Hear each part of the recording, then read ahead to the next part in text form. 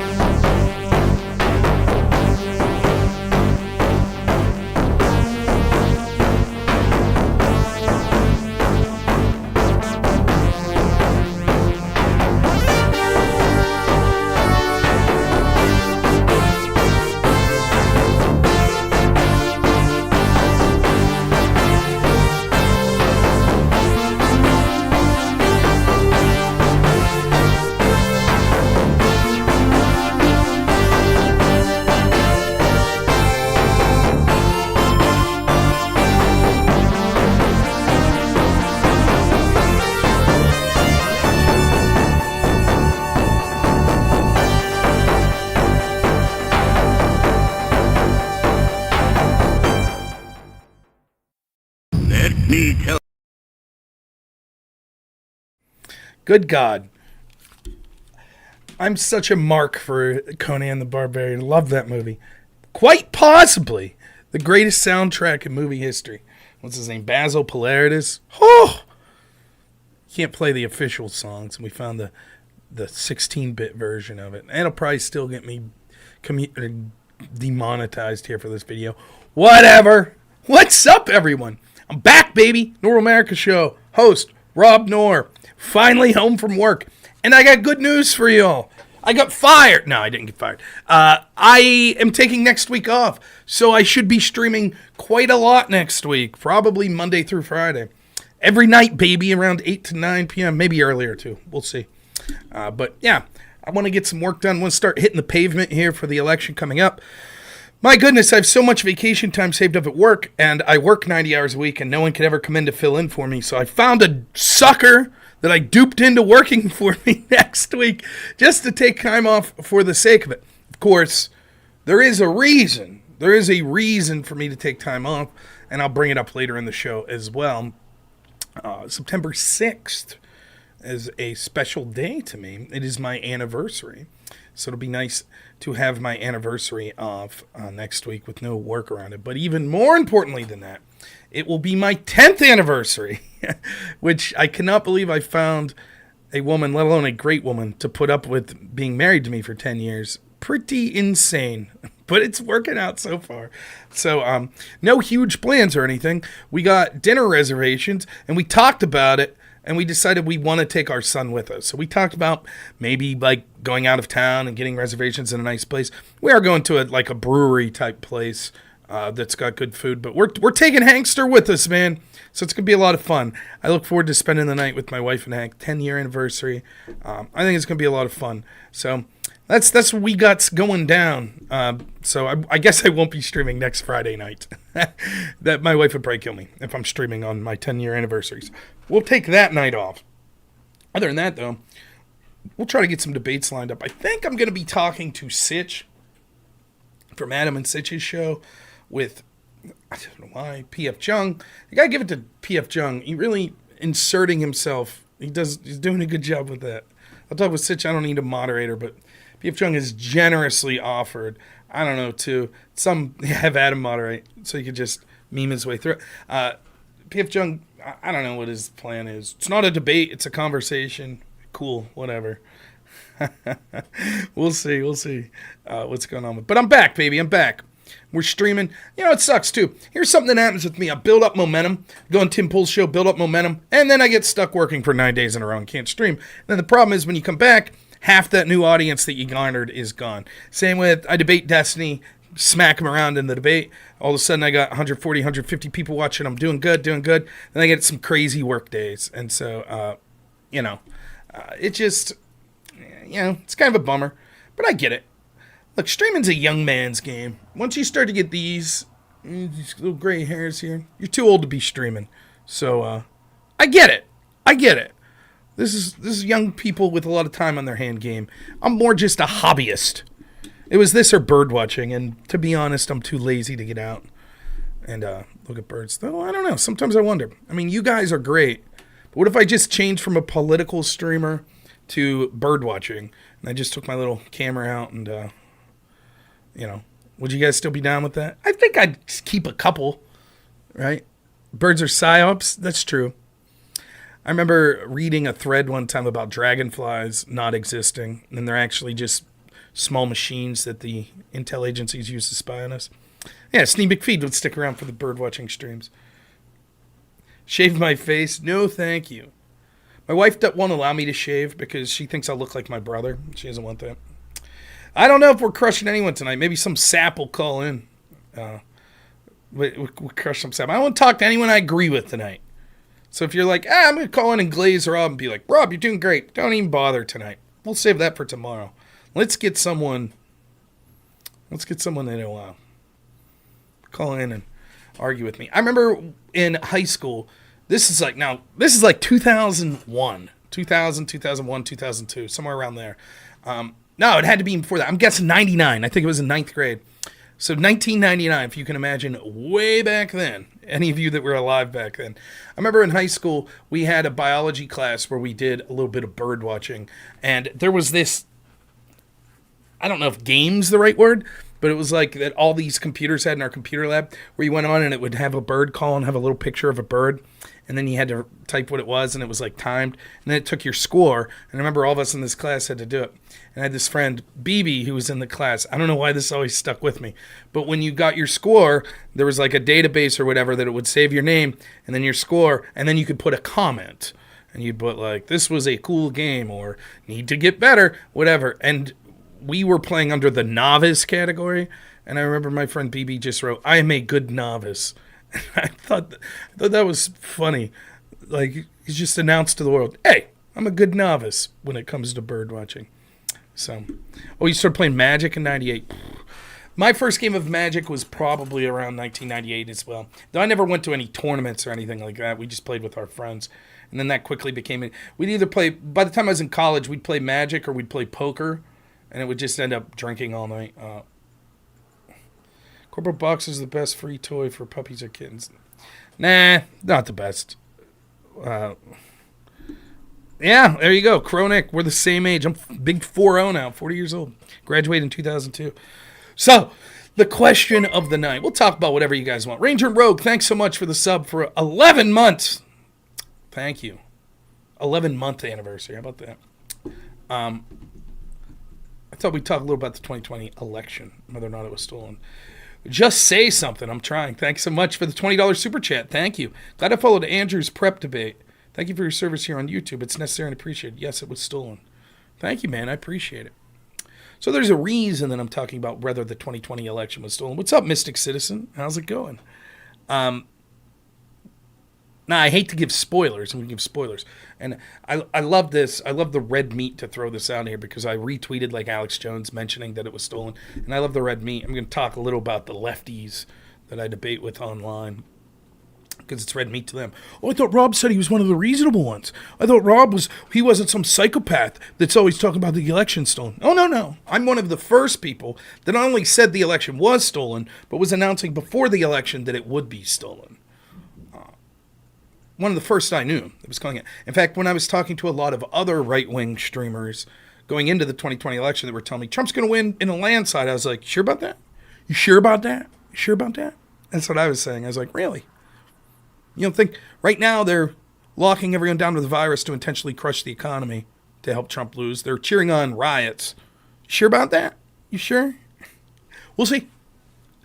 Then election night, I was on a stream and Trump's winning by Pennsylvania by 200, 300,000 here going into the night. It's all over. I said, yep, Trump lost.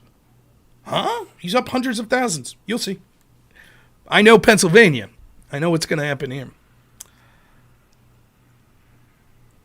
So, to all those that are saying, I thought Rob was reasonable.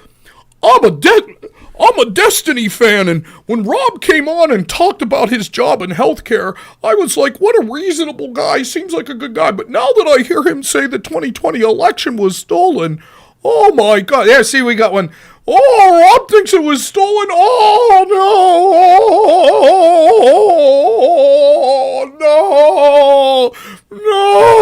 I thought he was reasonable. Whoa. I look like Silent Bob. A little too fat for that. Yeah, the election was stolen. Right. I hate being the good righty. I hate that. Now, I am who I am, and sometimes that'll mean when I'm on a panel or when I'm arguing with someone, sometimes I'm arguing with people on the right, and people on the left are going to like that. So, like, for example, when I'm debating Richard Spencer or JF Gary Epi, right, on race issues, people on the left are sending me messages, hey, man, I always knew you were cool. No, you didn't.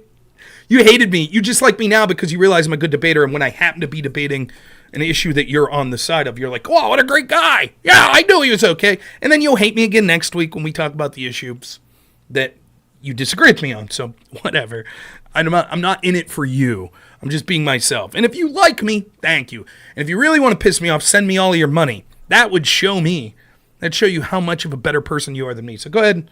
For all those that think that I'm insane now. What's up, Toke? I haven't heard from Mama Jam. So you go ahead. You show me. Now, how was the election stolen? Now that I've spoiled. I don't know that it was stolen through fraudulent votes. I'm like 50-50 on it. Like 50.1 versus 49.9. If I was pressed, I would say probably not. That would be what I would say. I would say, and I've gone through this with the left that has demanded that I give my story on what I think happened in 21. First off, let me say this. Anyone who says between these two positions, the election was stolen, 100% believe it, through fraudulent ballots, manipulation of voting machines, whatever. I don't think there's evidence for that. I think there is questions that still need resolved, but I'm not confident to say that there's proof that it was stolen in that way. I'm not. So it's not a position that you'll hear me advocating. But if I'm forced to pick between who's more reasonable, those people or the people that say 2020 was the most secure election ever, yeah, that is one of the most outlandish bullshit statements I've ever heard. An election where we massively changed how we voted, so states like Pennsylvania for the first time ever were allowing mass mail-in ballots, and I'm supposed to believe that was the safest, most secure election ever? Ridiculous. Takes weeks to count the votes. It's just absolute garbage. Hyperbolic garbage. So make no mistake, those people are more ridiculous. Thanks so much for the super chat. Who did I miss? Blue Skittle. Super chat $4.99. I knew Rob was one of the good ones. You got it. Keep it coming. Keep the money coming. Red Skittle, I'd say, save your money. Clearly a Republican. You need your money. But Blue Skittle, now, thank you. I appreciate it.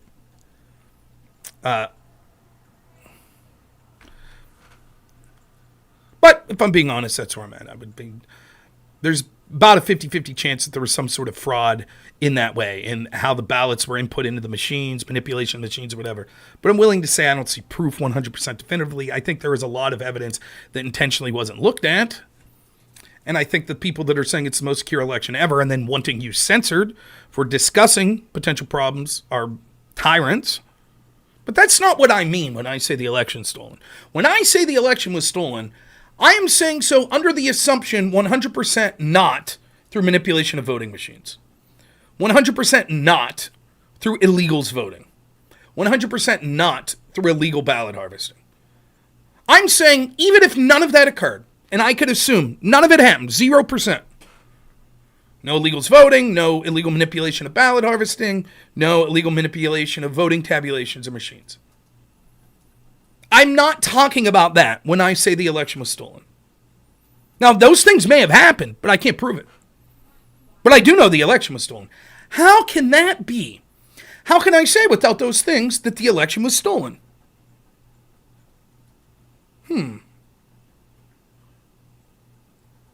My hat indicates something about college football, but you don't understand it. Nittany Lions are Penn State College, Pennsylvania. It's just a hat that I had in the house because I lost my other hat. So someday I'll buy a new hat. But this hat's fine for keeping sun out of my eyes and covering up my bald spot. So that's why I wear it. I like Penn State, I guess, but I'm more of a Pitt fan, probably more of a West Virginia fan. Anyways, I kind of like the local teams. That's it. Anywho,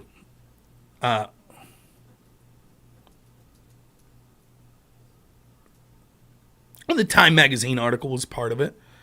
A shadowy cabal fortifying the election for Joe Biden. We can talk about the Time. Now, I've been community guideline struck on YouTube for talking about that Time magazine article at least 3 times. Can't even talk about a mainstream publication admitting, yes, a bunch of people on the Democratic side were manipulating, intentionally changing laws, pressuring, lobbying, was fortifying the election, manipulating media to censor certain stories and to promote stories critical of Trump, in contact with people that were going to take it to the streets. Then, of course, we have the election integrity, the Transition Integrity Project, where people like John Podesta were on the board that what's the word I'm looking for? They war-gamed out scenarios of what could happen in the election. And in the scenario where Trump won, you know what they did? Can you guess? Can you guess what they did in the Transition Integrity Project? What the Democrats' plan was if Trump had won? Alternate electors was the beginning of that plan, something that we're told breathlessly by them is a coup and stealing the election. That was their plan, these Democratic operatives. Then they were going to push for states like California to secede from the Union unless the Electoral College was dropped. That was their plan. But that's not what I'm talking about either. Judah. Wow, how prescient. I thought I was going to be dropping spoilers, but Judah's dropping spoilers. Now I'm talking about the Zuckerman, Mark Zuckerberg. Now fully admits that he was pressured to censor the Hunter Biden story by the FBI. The same FBI that knew that laptop says in his statement that they specifically told him that there would be something about the Biden family and Burisma. Now, we're talking about an election that was decided in 3 swing states by 40,000 or so votes.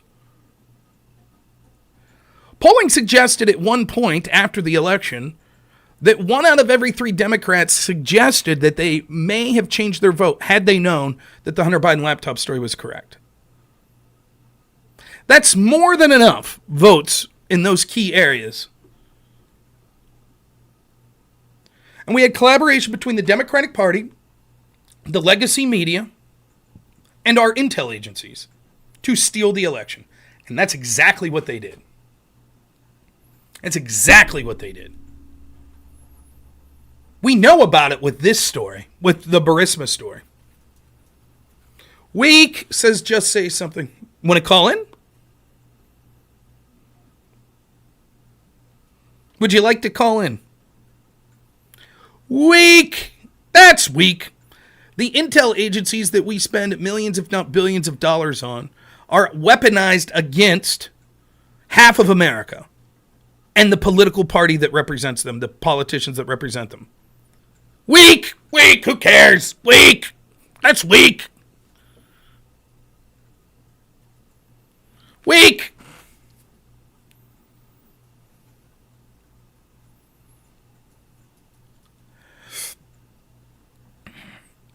week or two after election, 2020. I'm on here streaming. And I said, everyone's, I was going through a weird time because I had this radio show at the time. And one of the things that was sort of aggravating, I could say whatever I want here. It's my show. I could say what I want. I can bring guests on. It's not as, what's the word I'm looking for? It's not as formulaic as the radio show. The radio show is going out on public airwaves. So I'm not about to drop F-bombs and stuff like that. There are certain things that I think are important to your credibility as a host of a show, particularly a show like a radio show. Veda, thanks for the super chat for $2. Why do you think Zuckerberg chose now to talk about it? We'll talk about that. Remind me. That's part of the show. We'll get to it. So if someone wants to call on tonight and talk about flat Earth, I could do it. But I don't know that I would do that in a radio show. You see, it's just not the right format for it.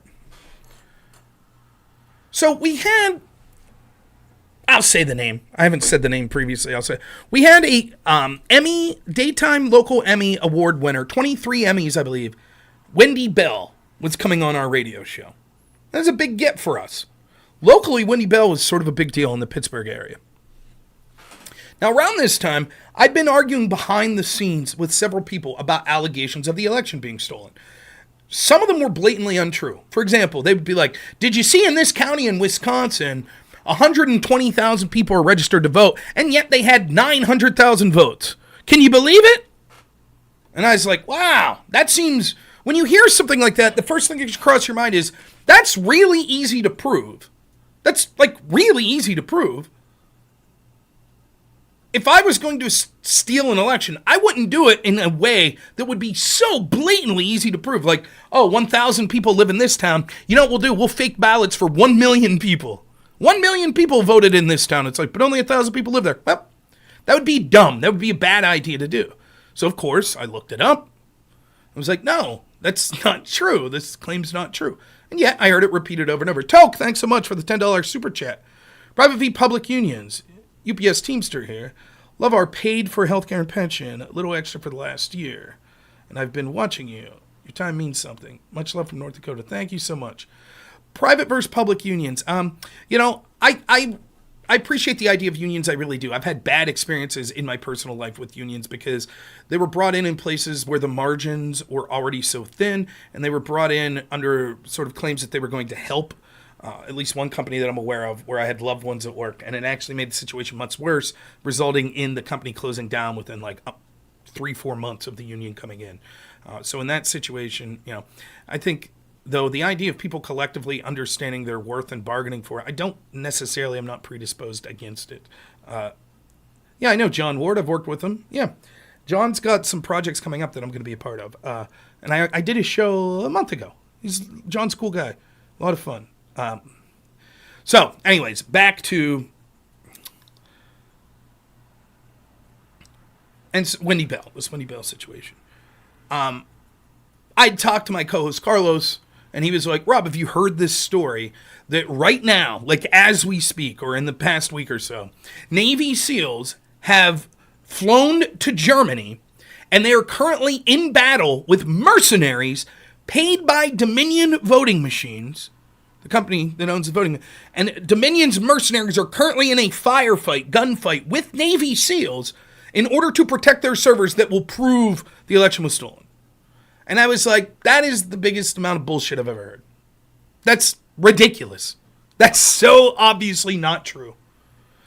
That's so obviously a story that's put out there so that people will say it, then you could discredit anyone who has any questions about the election. That's how absurd that story is. Maybe the Germans won. They could have. The Mercs won. They beat our SEALs.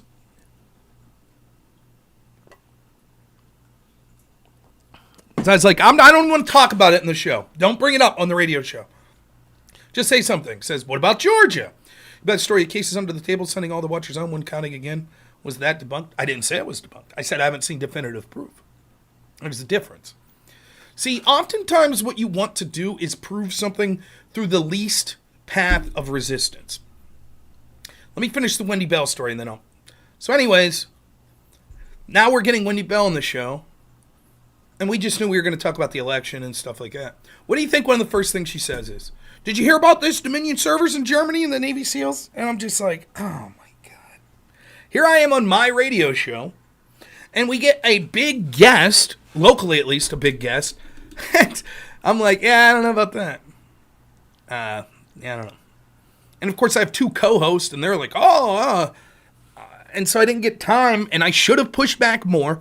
I should have been like, yeah, it's garbage. That's not true. And I'll be honest, it's one of the things that I've done that disappoints me in myself, that I didn't call that out as much as I should have, particularly because I was adamant that I didn't want my co-hosts talking about it, or I didn't want any part of it. They could talk about what they want, but I'm out if that's the type of conversation. So that happened, and it's like, okay. So every time there's a story, it's like the old 9/11. My issue with 9/11, the first issue I had was like, okay, so we had 2 airplanes hit towers, then a third go down in a field in Pennsylvania, and then a fourth hit theoretically the most protected building in the country, the Pentagon? How'd that happen? Who got fired? What policies did we change? And the response to that is, you think the towers were holograms? You're un-American!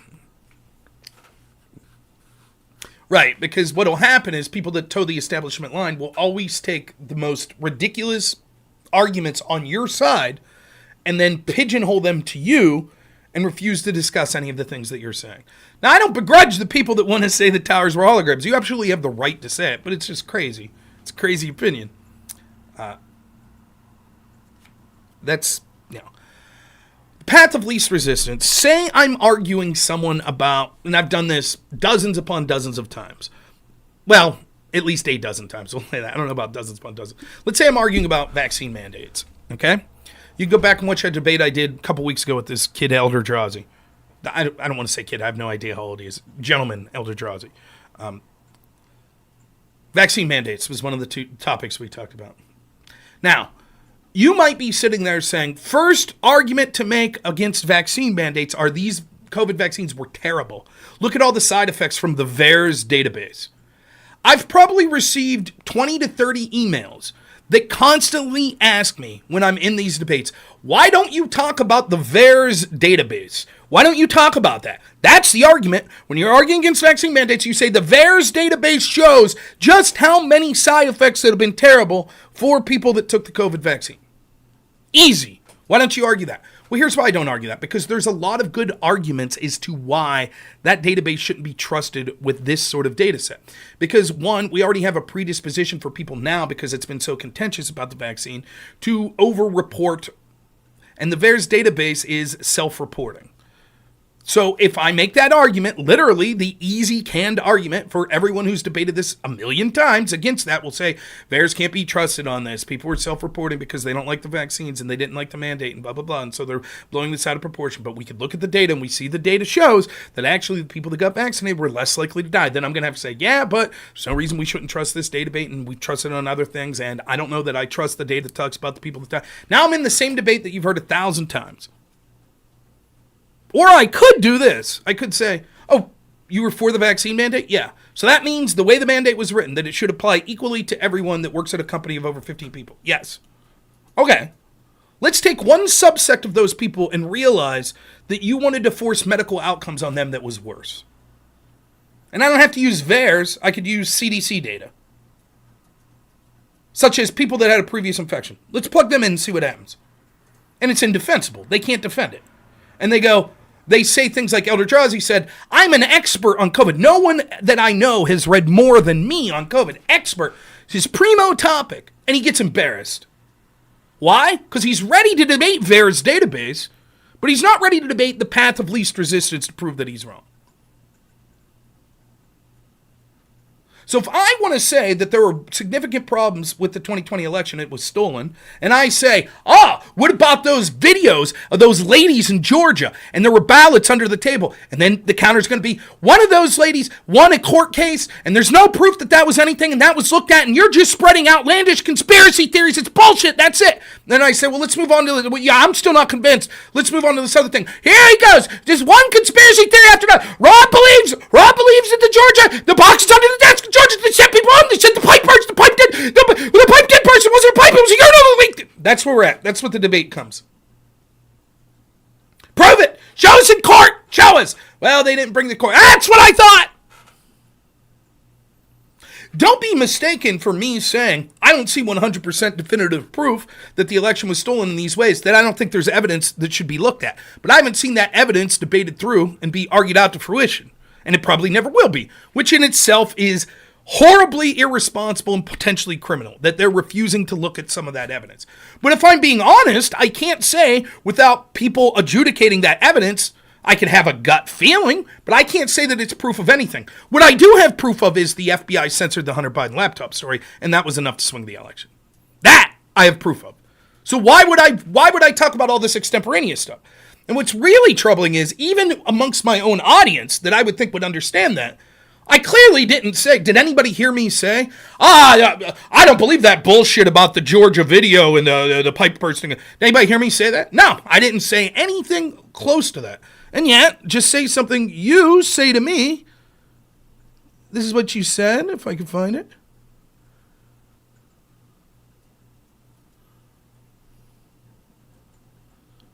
What about Georgia? You buy the story of the cases under the table and sending all the watchers home and then counting again? Was that debunked? Where did I say it was debunked? You did say weak. Right. Because I'm making the strongest possible case with 100% definitive provable evidence that's indisputable even from the other side. You have to understand, there are a bunch of people right now, probably 80 to 90% of Trump supporters are like, absolutely, ballot harvesting was illegal, the voting machines were hacked, they tipped it, they cheated in Georgia, they cheated in Wisconsin. What's the sense of talking to you? What's the point? You're already dug in. I think the election was stolen in other ways. So what's the point? Is that my audience? Is that who we need to try to convince? It's old news about Zuckerbucks. And there you go. This is how you can see that some of this has been true of Trump supporters for a long time. It's often Trump's very supporters that do him the most damage. They'll repeat the same tired line. Georgia, the water pipe bursting in Georgia. They kicked the people out. They kicked them out. It was stolen. It was stolen. It was stolen. It was stolen. They kicked the people out. It was stolen. The pipe burst. The pipe didn't burst. It was stolen. You saw the video. The people with the things under the table. That's old news, my friend. That's news that you're not going to sway one person's opinion. Yes, you and all the people that you're in a room with that are already going to vote for Trump and are already predisposed to believe all of that are going to say, yeah, I saw that video stolen. That's what they'll say. And you'll convince exactly 0 people. Meanwhile, the other side is saying Trump's a threat to democracy because he had a coup, because he lied about the election being stolen when he knew it wasn't. Now we have one of the most powerful people in the country coming out and saying definitively, clearly, in a way that he hasn't before, that he was specifically told about the Burisma story by the FBI months before the Hunter Biden laptop story broke. Previously, what he said was, well, someone from the FBI talked to us and said there might be stories coming out that were Russian disinformation about the Biden family. Now we have him saying, not only did the Biden-Harris administration pressure them to censor stories related to COVID and other stories, but definitively, they specifically mentioned stories about the Biden family and Burisma. Old news, that's not important. Let's talk about that same old video. Let's talk about that same old video that there's not going to be any further movement of the needle there. New information come out? Go ahead, just say something. You say that this is old news, this report from Zuckerberg coming out. Okay, that's old news. Tell us the new news you got on the pipe burst in Georgia. Go for it. Let's hear the new news. Let's hear it. From a Trump supporter, I believe. Someone who believes the 2020 election was stolen. Go ahead. Let's hear the new news on that. But, right? New news on those videos. Let's see it. Let's hear it. You Colin, thanks for the $2 super chat. I'll treat you with the same dignity that you've treated me. You go ahead and say what you want to say, and I'll say, old news, that's nothing. Why are we talking about that? Old news, that's old news. There's the Discord link.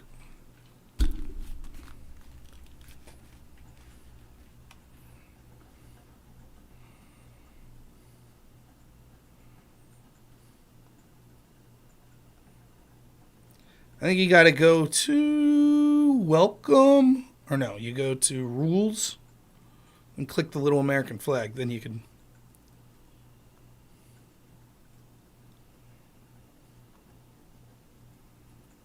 Wait a minute.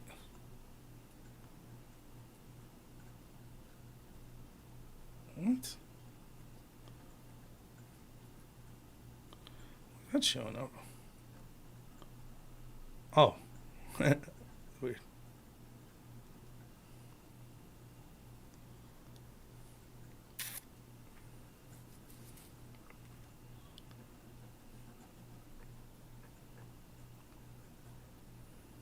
So when you're trying to convince people just how shitty. Now, you also remember what I've been saying, when I started to say this, what I had been saying from even the immediate aftermath. I have no problem that people want to talk about, I think that the water pipe didn't burst. I think that's bullshit. I think that the ballot harvesting was illegal. I think that this was illegal. I think the voting machines, I think that they scanned in ballots. I have no problem with that.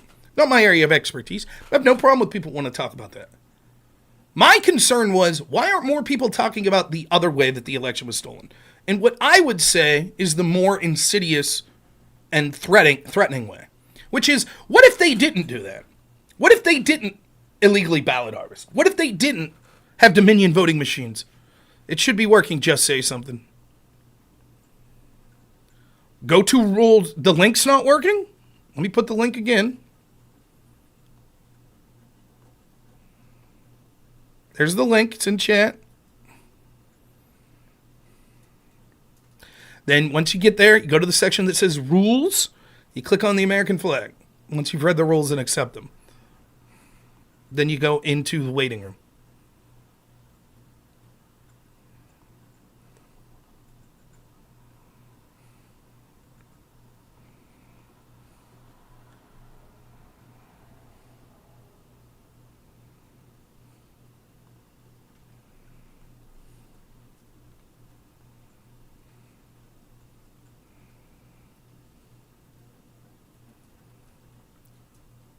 Let me make sure my settings are right in here. We good.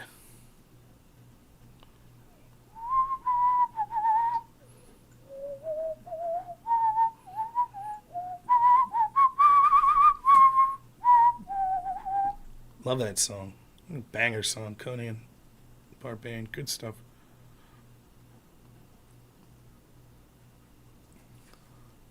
All right, while we wait, I'll finish on with what I'm saying here. To me, the bigger news would be, and the worst thing would be, what if they didn't cheat like that? What if a doddering old man with signs of dementia hid in his basement for 3 months before the election and was able to be drug across the finish line by a collaboration between the mainstream media, the majority of our politicians, and the intel community?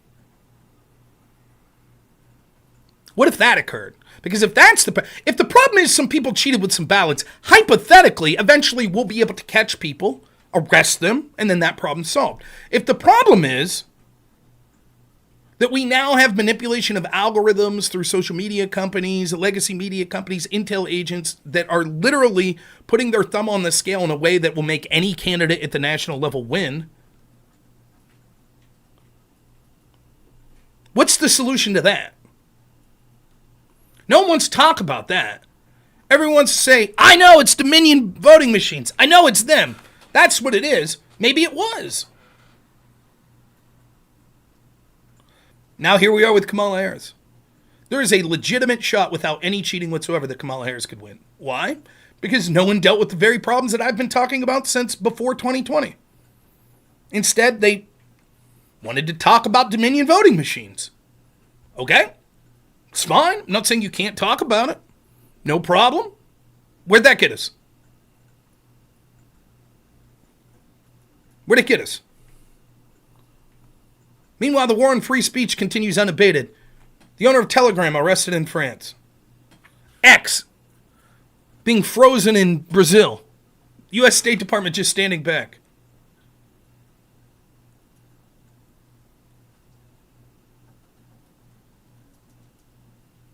You clicked on the rules and flag, nothing.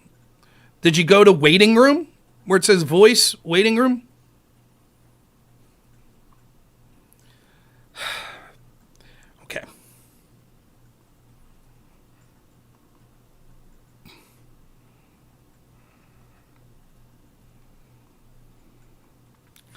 Here we go. Rules. See this section? There's this big section, Normal America. Rules.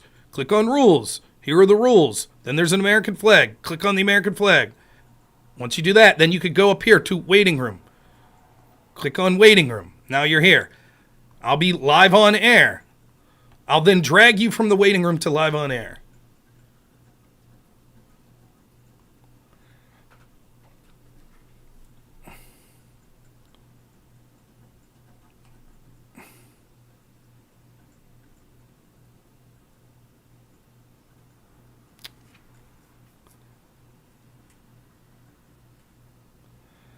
Is that true, bombastic? I don't know. I don't follow Penn State all that much.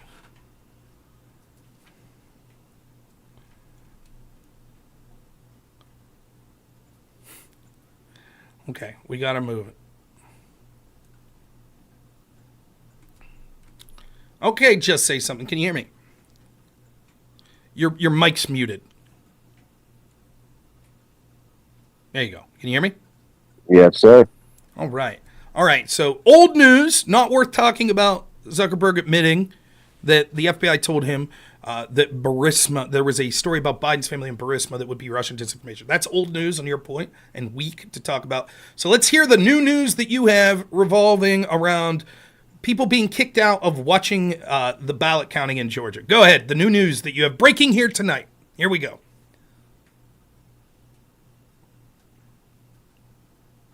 You there? Yeah, I'm getting a ton of feedback. It's coming through like twice. So you're probably. I can tell you. What I'm not saying that. I can tell you what it probably is. Are you listening to me on like YouTube or something? As you have to turn down the audio of me on YouTube. You know what I mean? Like pause the video and just listen through Discord. Meanwhile, while you're real quick, let me read this super chat real quick. Canisius for $9.99. Thank you so much. Hey, Rob, the GOP needs to focus on state-level elections in between presidential elections, like Secretary of State and Governor. That's how we change the rules of the game. Completely agree. All right, sorry to cut you off there. Go ahead. All right, is that better? Yeah, you sound good in my end. Yeah, so I'm not saying that, that isn't a part of it. I'm just saying, well, mainly what I'm saying is that there was so much stuff that went on during the time of the election, like the Georgia thing, with the ballots. Like, okay, so that's a part of it, but what are we going to do with this 60 days before the election? Yeah, it's a great question. You're the one that brings up that me talking about this is old news. So now you're just rehashing. That's all old news. You're saying no need to talk about it. Allow the Democrats 60 days before the election. What are we going to do now? What's your plan? What are you doing 60 days before the election? What should we be talking about? Go ahead. I'm not saying that we like you're acting like, but it's like new news that we haven't known before. We knew about the whole Zuckerberg thing. We knew about the. Go ahead. Can you point me? You knew about it. Biden laptop. We've known about it for years now. Okay. Do you have a social media? What are we doing 6 days before the election about it? Do you have social media? Yeah, some, yeah. Can you post me to you talking about Zuckerberg admitting that the FBI told him that there was a story that would be Russia disinformation coming about the Biden family in Burisma? Can you show me you post? You knew about it. So can you post it? Yeah, I don't have Facebook. I don't have. That's cool. You said you have social media. You said you have social media. So what do you X? Yeah, you have an X? No, I don't have X. Okay, so you're not posting anything political on social media.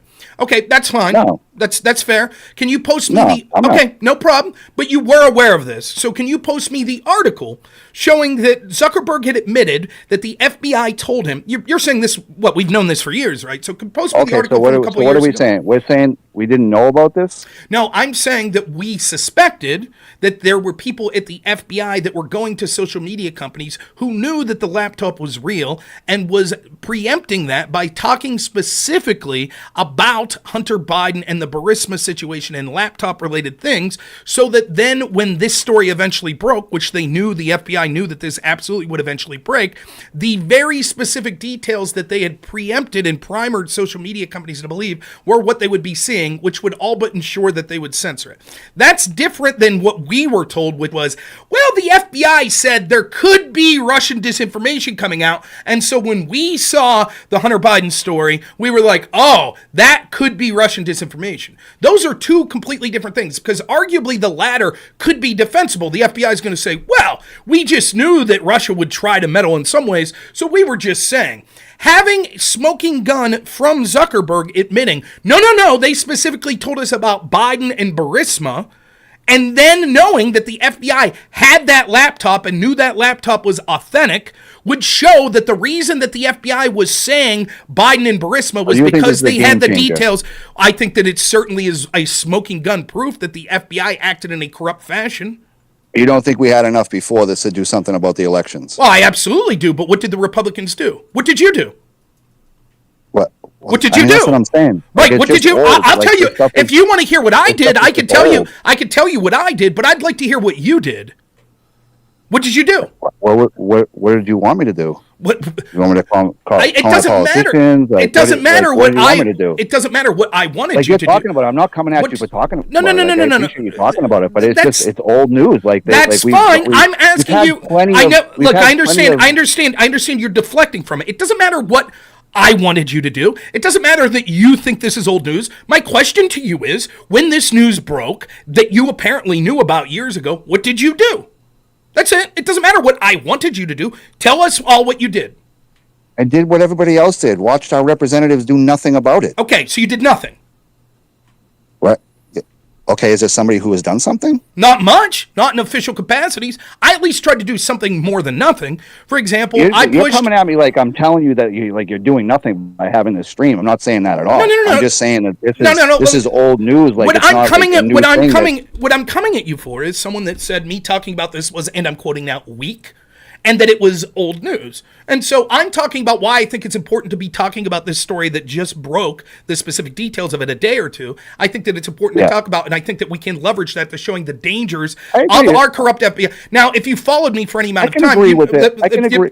It works better specifically because it's my show if you let me talk and then I let you talk, right? So I'll finish my point here. But specifically when my major issue is talking about corruptions in our executive institutions, particularly with the focus on the intel communities. So it would seem that it would be relevant to me when a story like this breaks that's all but a smoking gun, that they were intentionally telling social media companies that a story was coming that they knew was true and was one that they had been carefully sitting on. That seems to be pretty damning evidence for the topics that I normally talk about. I also think that it could be used to parlay into people that maybe think that Trump's a danger, to talk specifically about how the institutions behind Kamala Harris are actually more credibly a threat, because our intel agencies that are currently locking people up, that are currently going after Donald Trump, that are currently going after censoring of free speech and stuff online, are so blatantly corrupt that they interfered to steal the 2020 election. And I think that a great many people don't know that. And the problem is people like you are predispositioned to listening to this stuff, I assume, because you're listening to some fat guy like me on a Thursday night. But you have to understand the average American isn't like that. And unless they get like 100% proof, they're always going to brush something off. So the idea, this story is really easy to sell. Like, listen, the FBI had this laptop. They knew the allegations of Hunter Biden working for Burisma. Then agents of theirs went to social media company and said, hey, there could be a Russian disinformation story breaking about Hunter Biden and Burisma, or the Biden family and Burisma. And then the social media companies, when that story breaks in October, they used to call this an October surprise, right? Are you aware of that phrase? It used to be, before we had months and months of voting, when you just voted on the same day, basically, that teams would save their most scandalous or their most sensational story, opposition research about the opponent, until October, because you wanted it fresh in everyone's mind right before the election. I sincerely believe that Trump thought, listen, all this corruption, once it comes out in October, that'll be that. Like, people realize everything they've accused me of being, that's actually what the Biden family is. And then he was shocked when he saw, whoops, they're just censoring that story off social media. The mainstream media is not talking about it. And Bill Barr's sitting around going, what can we do about it? Too late now. And so I think Trump was like, well, shit, I'm screwed. Like, and that's how they got away with this. And to me, The new revelation, because you have to understand, I've debated this for years, and the argument's always been, no problem here, Rob, no problem. The FBI was just doing due diligence, telling social media, hey, maybe Russia will try to interfere again and put disinformation out there. And hey, if social media took it upon themselves to think, well, the Hunter Biden laptop story seems like it could be Russian disinformation, so we'll censor it. That's a completely different story than the FBI was sitting on this laptop, knew that it was real, and was going out there preempting the story by telling social media, yeah, there's going to be a story about the Bidens and Burisma that will be Russian disinformation, and you shouldn't allow that type of shit on your platforms. This isn't the first time that he said that. He said this months and years ago. That, show me. No, okay, so not specifically, and I can show you, but not specifically what he said in this last one. He didn't get into that detail, but he asked them. He said that they asked him. They told him there was going to be information coming, and that he shouldn't have. He shouldn't have stopped it from being disseminated, but he did because he thought that it was that what they were talking about with the Russian information. So remember when I said there were two scenarios? There was the scenario that we heard of, and the pushback was always this when I would bring it up. Hey, the FBI was just saying Russian disinformation would come out, and they have every right to do that. That's due diligence. And you just re-explained that scenario. You're like, yep, that's what Zuckerberg admitted before. So, then I said, what's different now is the specific details that it was going to be specifically about the Biden family and Burisma, which was information that was enough 3 years ago. No, it wasn't enough for them to go. Wait a second. Enough for who? Enough for who? Enough for who? Right. Anybody in the Republican Party to look deeper into it. The Republican Party sucks. And next. Okay, so what are we going to do about our elections? Right. Isn't that the point? So I just got done telling you, my audience isn't people like you that are already, the election was stolen, the pipe didn't burst, they cheated with Dominion voting. You're not the audience that I need to convince that that the 2020 election was stolen. The audience is dudes like my neighbor, right? That don't really pay attention to politics. And when I start going, well, there was this laptop and this and that, he's like, yeah, I'm tuning out when you get into the details. Because all they need is any sort of plausible deniability. And if the plausible deniability is, well, the FBI was worried that Russia would interfere, and so they just did their due diligence and said, hey, Russia could interfere, that my neighbor's going to go, yeah, that's probably what you would expect the FBI to say. What did he say? Let me finish. But if the FBI is saying there's going to be a story about the Biden family and Burisma, and that's going to be Russian disinformation, then that's not so easy to brush off. And that shows the culpability. Then when you factor it into like, oh, the same FBI that's looking into the assassination attempt against Trump, the same FBI. He already said this. All right, man. Hey, years ago. Okay, then what? Then I'm wrong. I follow this stuff heavily. I'm wrong. You're going to post me the link right now. If you can't post me the link in the next 5 minutes, then I'm just going to mute you, and I'm just going to mute you. And I'm done. Don't ask the question. You can ask a question, but you're on the clock. You got 5 minutes now. All right, buddy. I'm not even that technologically sound to do that in 5 minutes. Like, it's not going to happen. Like, you got to give me more time than that. But what is the difference between what he said before and what he's saying now? The specifics of Burisma and the Biden family? Like, we knew that's what it was about. Okay, so I'm going to explain this one more time. It's not a matter of you being not good technological. It is a matter of you coming in with a chip on your shoulder saying that what I'm saying is weak. I'm not coming in with a chip on my shoulder, buddy. You did. You came in and said what I'm talking about is... Okay, how do you think I would... If you said something, I said, your argument's weak, it's old news, how would you interpret that? Just how I said it. Okay, well, I'm interpreting that as you coming in sort of insulting me or... Hey, you're projecting. Okay, well, you could think I'm projecting, but I think it's a reasonable interpretation. I'll tell you, though, I'll trust my judgment over yours, showing your bad comprehension skills, because this is like the 4th time now that I'll have to explain. What is the difference between those two things? Now, I'm going to talk, sometimes I talk a little fast, and I understand that it seems as if you have a very difficult time with listening comprehension. So I'm going to talk real slow for you. Don't interrupt me. I'm going to talk real slow for you. Meanwhile, you're going to be looking up the article, right? Because you say that this was known years ago. So you're going to look that article up and you're going to find it for me. Well, okay. Or you want me to look up the article? Okay, I'll tell you what. You're right. Good point. Finally, you make a good point. Don't look up the article. I'm absolutely convinced. I'm absolutely. Oh, you're projecting. I'm absolutely convinced, given your lack of understanding and comprehension skills, that you can't do two things at once. So I apologize for assuming that, like a normal person, that you know could. So here we go. The difference is this. You ready? Now, we'll see. I'll ask the audience this. Just say yes or no. Here's the question I'll ask the audience.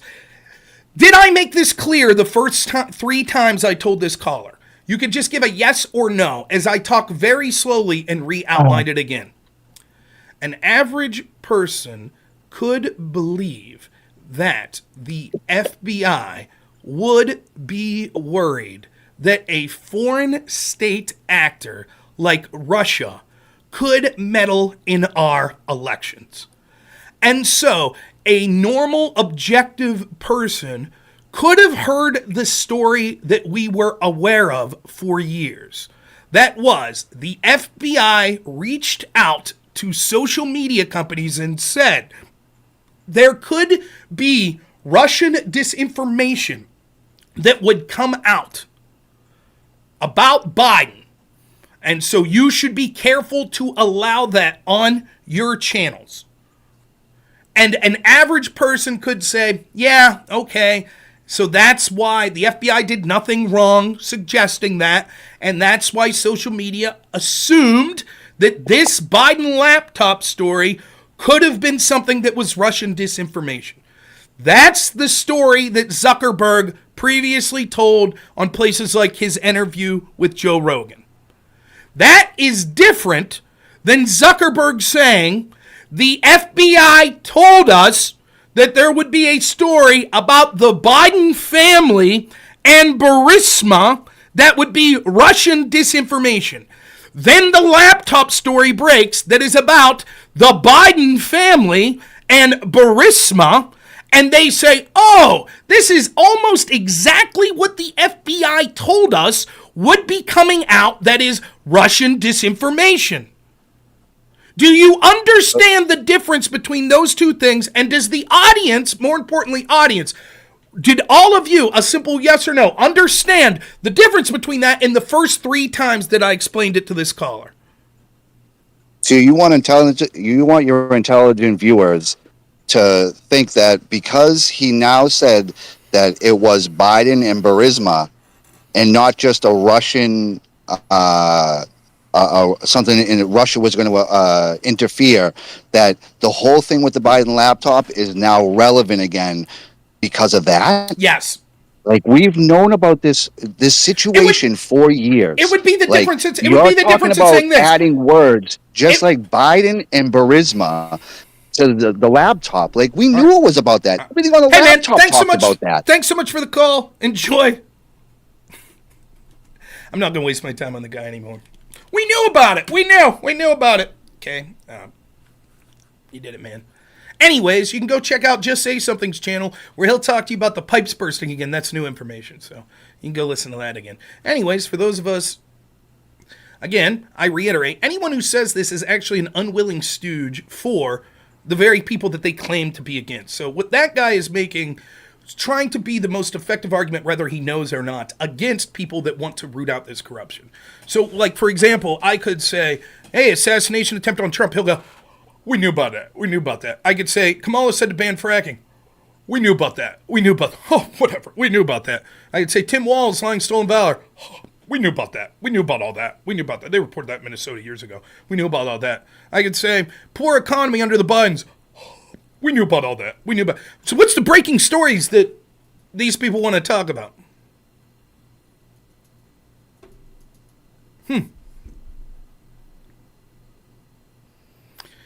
Yeah. Mr. White gets the point too. I'm not talking about people like me. Like, I find this attitude to be so arrogant all the time as well. Right? When a story breaks, like when we get details of something, like written incontrovertible details of things that we all assumed were true. For example, here's a story that I didn't get much time to cover because I was working.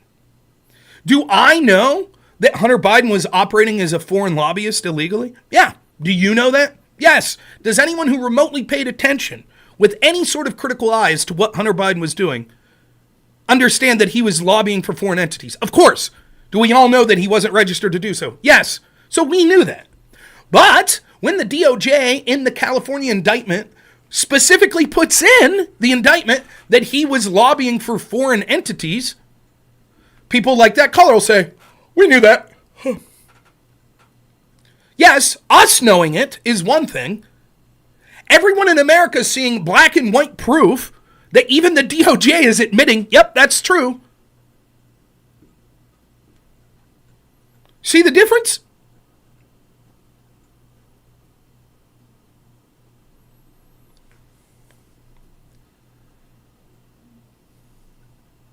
Just say something. I'll happily take your super chat. Thanks so much.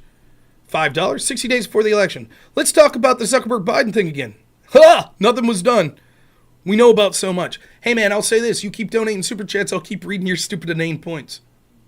What do you want to talk about? Just say something. Go ahead. What's your channel talking about? What do you recommend that I talk about today?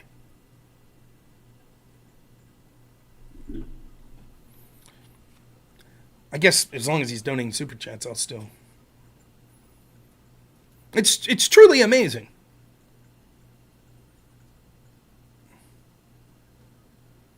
Cooking us breads. Arlington Cemetery. Let's talk about Arlington. Let's talk about January. Rob, why don't you do some more January 6th debates? I'll take the money, though.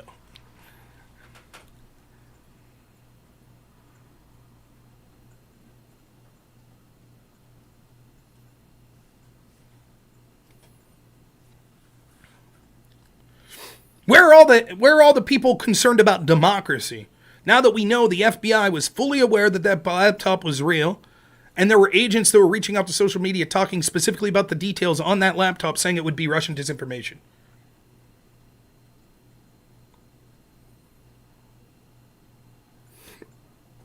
Where are they?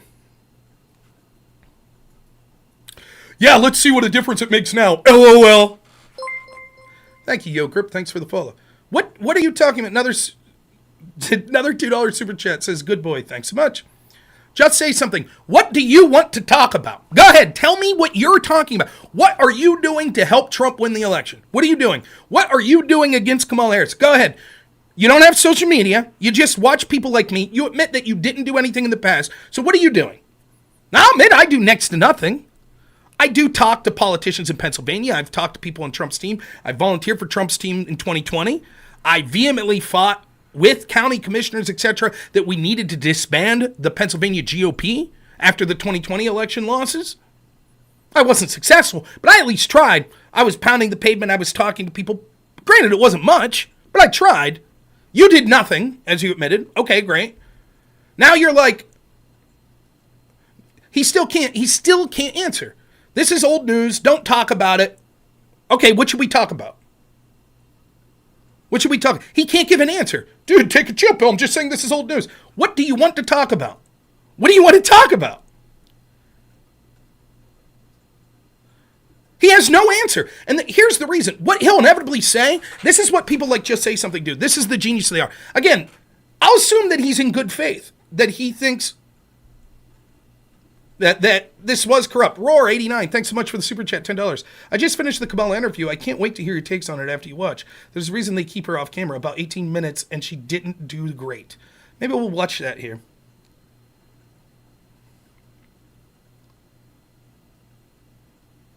That's right, Mr. White. That's you put it better than I could have. It's embarrassing to have people like Just on our side. Don't talk about it and just let it disappear. Real smart guy. Right. And so then what do we talk about? Well, whatever the mainstream media is talking about that day. Arlington Cemetery. Let's talk about that. Right? That's what we should talk about? Oh, if they stop talking about the assassination attempt, then we stop talking about it because it's old news. And nothing got done anyways. What should we do to fix it? Why will me talking about what we should do to fix it? That's old news. Haven't you watched my channel? I've talked about what we should do to fix it. I've talked about it a great many times. Mike Benz is out there talking about it today. We don't even get to... How can you say that something needs to be fixed if you can't even talk about what the problem is because you say, yeah, we already know? Well, step one to fixing it is to convincing enough people that it's a problem, which you're against that step because you say everybody already knows, so it doesn't matter. So you did it, man. Step one is to ridicule and mock people like you, trying to encourage us to stop telling people that don't know just how corrupt this system is. That's step one. And as long as big brain people like you are on our side going, just don't talk about it. Just don't talk about it. Don't talk about it anymore. Everybody knows. Use those donations to actually do something. I will use those donations to do something. I'll be taking my wife out to a nice dinner next Friday. That's what I'll be doing. Save your money and you go do something. Start a stream, talk to 2 or 3 people, however many, maybe you only be talking to one person, whatever, and tell us what to do. Go ahead, you tell us. Step 1. Have enough people in this country wake up to how corrupt this system is to demand change. Step 2, this will force the rhinos in the GOP to start losing elections or start doing something like stop funding the FBI. Step 3, get people elected more on the Republican side that understand that the biggest issue we have is corrupt intel agencies. Step 4, continue to work with people like Ron DeSantis, others, Vivek Ramaswamy, that talk specifically about how eliminating the FBI is a step that we need to do. Step 5, take the majority of the people that work at the FBI and give them to the agents that are there, give them to other agencies like the U.S. Marshals and have them do stuff like to employ those people to do things. Step 6, have immediate criminal investigations of the people in the FBI that did this. Step 7, if the Republicans are unwilling to do that, then do things like I did, run for Congress to primary them because it shows their corruption. But all that hinges on step 1, which is waking enough people up to the blatant corruption so that they demand accountability and answers to occur. That's the very step that you want to stop us at. You're like, nope, don't talk about it. Now, what's your suggestions? Did you run for Congress?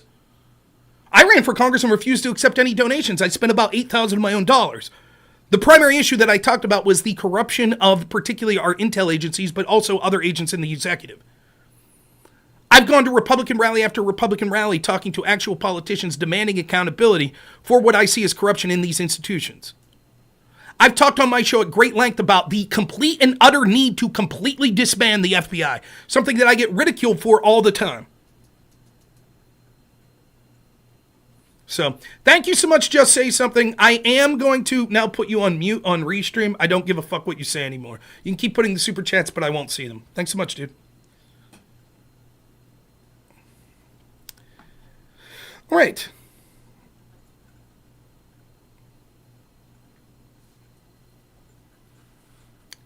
Hope that was nice. So, where are those people? Now that we got a nice little distraction there.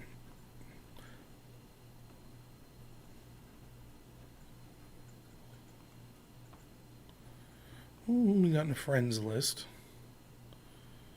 Friends. A friend's a friend who knows what being a friend is. Talking with a friend.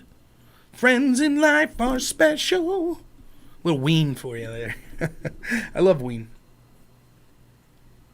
Where are they? Where are all the lefties?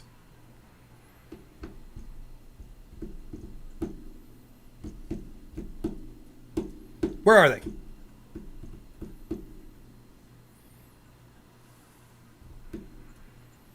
Yeah, just jump in the waiting room. Is it going to be someone that agrees with me?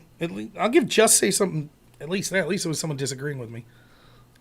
There's nothing better. I love nothing more than people that criticize what the streamer's doing or what I'm doing. And it's like, oh, okay, cool, man. What should we be doing? Well, I got nothing. I do nothing.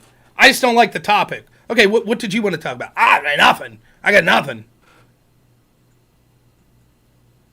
I saw that Ween canceled their tour. It's a bummer. I wonder if it was a health issue or I know previously they've had disagreements with each other. Dean Ween actually, here in Pennsylvania, you could charter a fishing boat with him, but he's very serious about it. Like it's not like party time. Like you go and you fish. All right. What's up, Jessup? Can you hear me? I heard you briefly.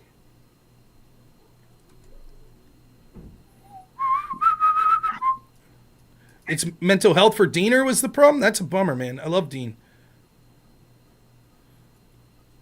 Hey, can you hear me? Yeah, I hear you. What's up, man? Oh, sorry. I'm getting feedback.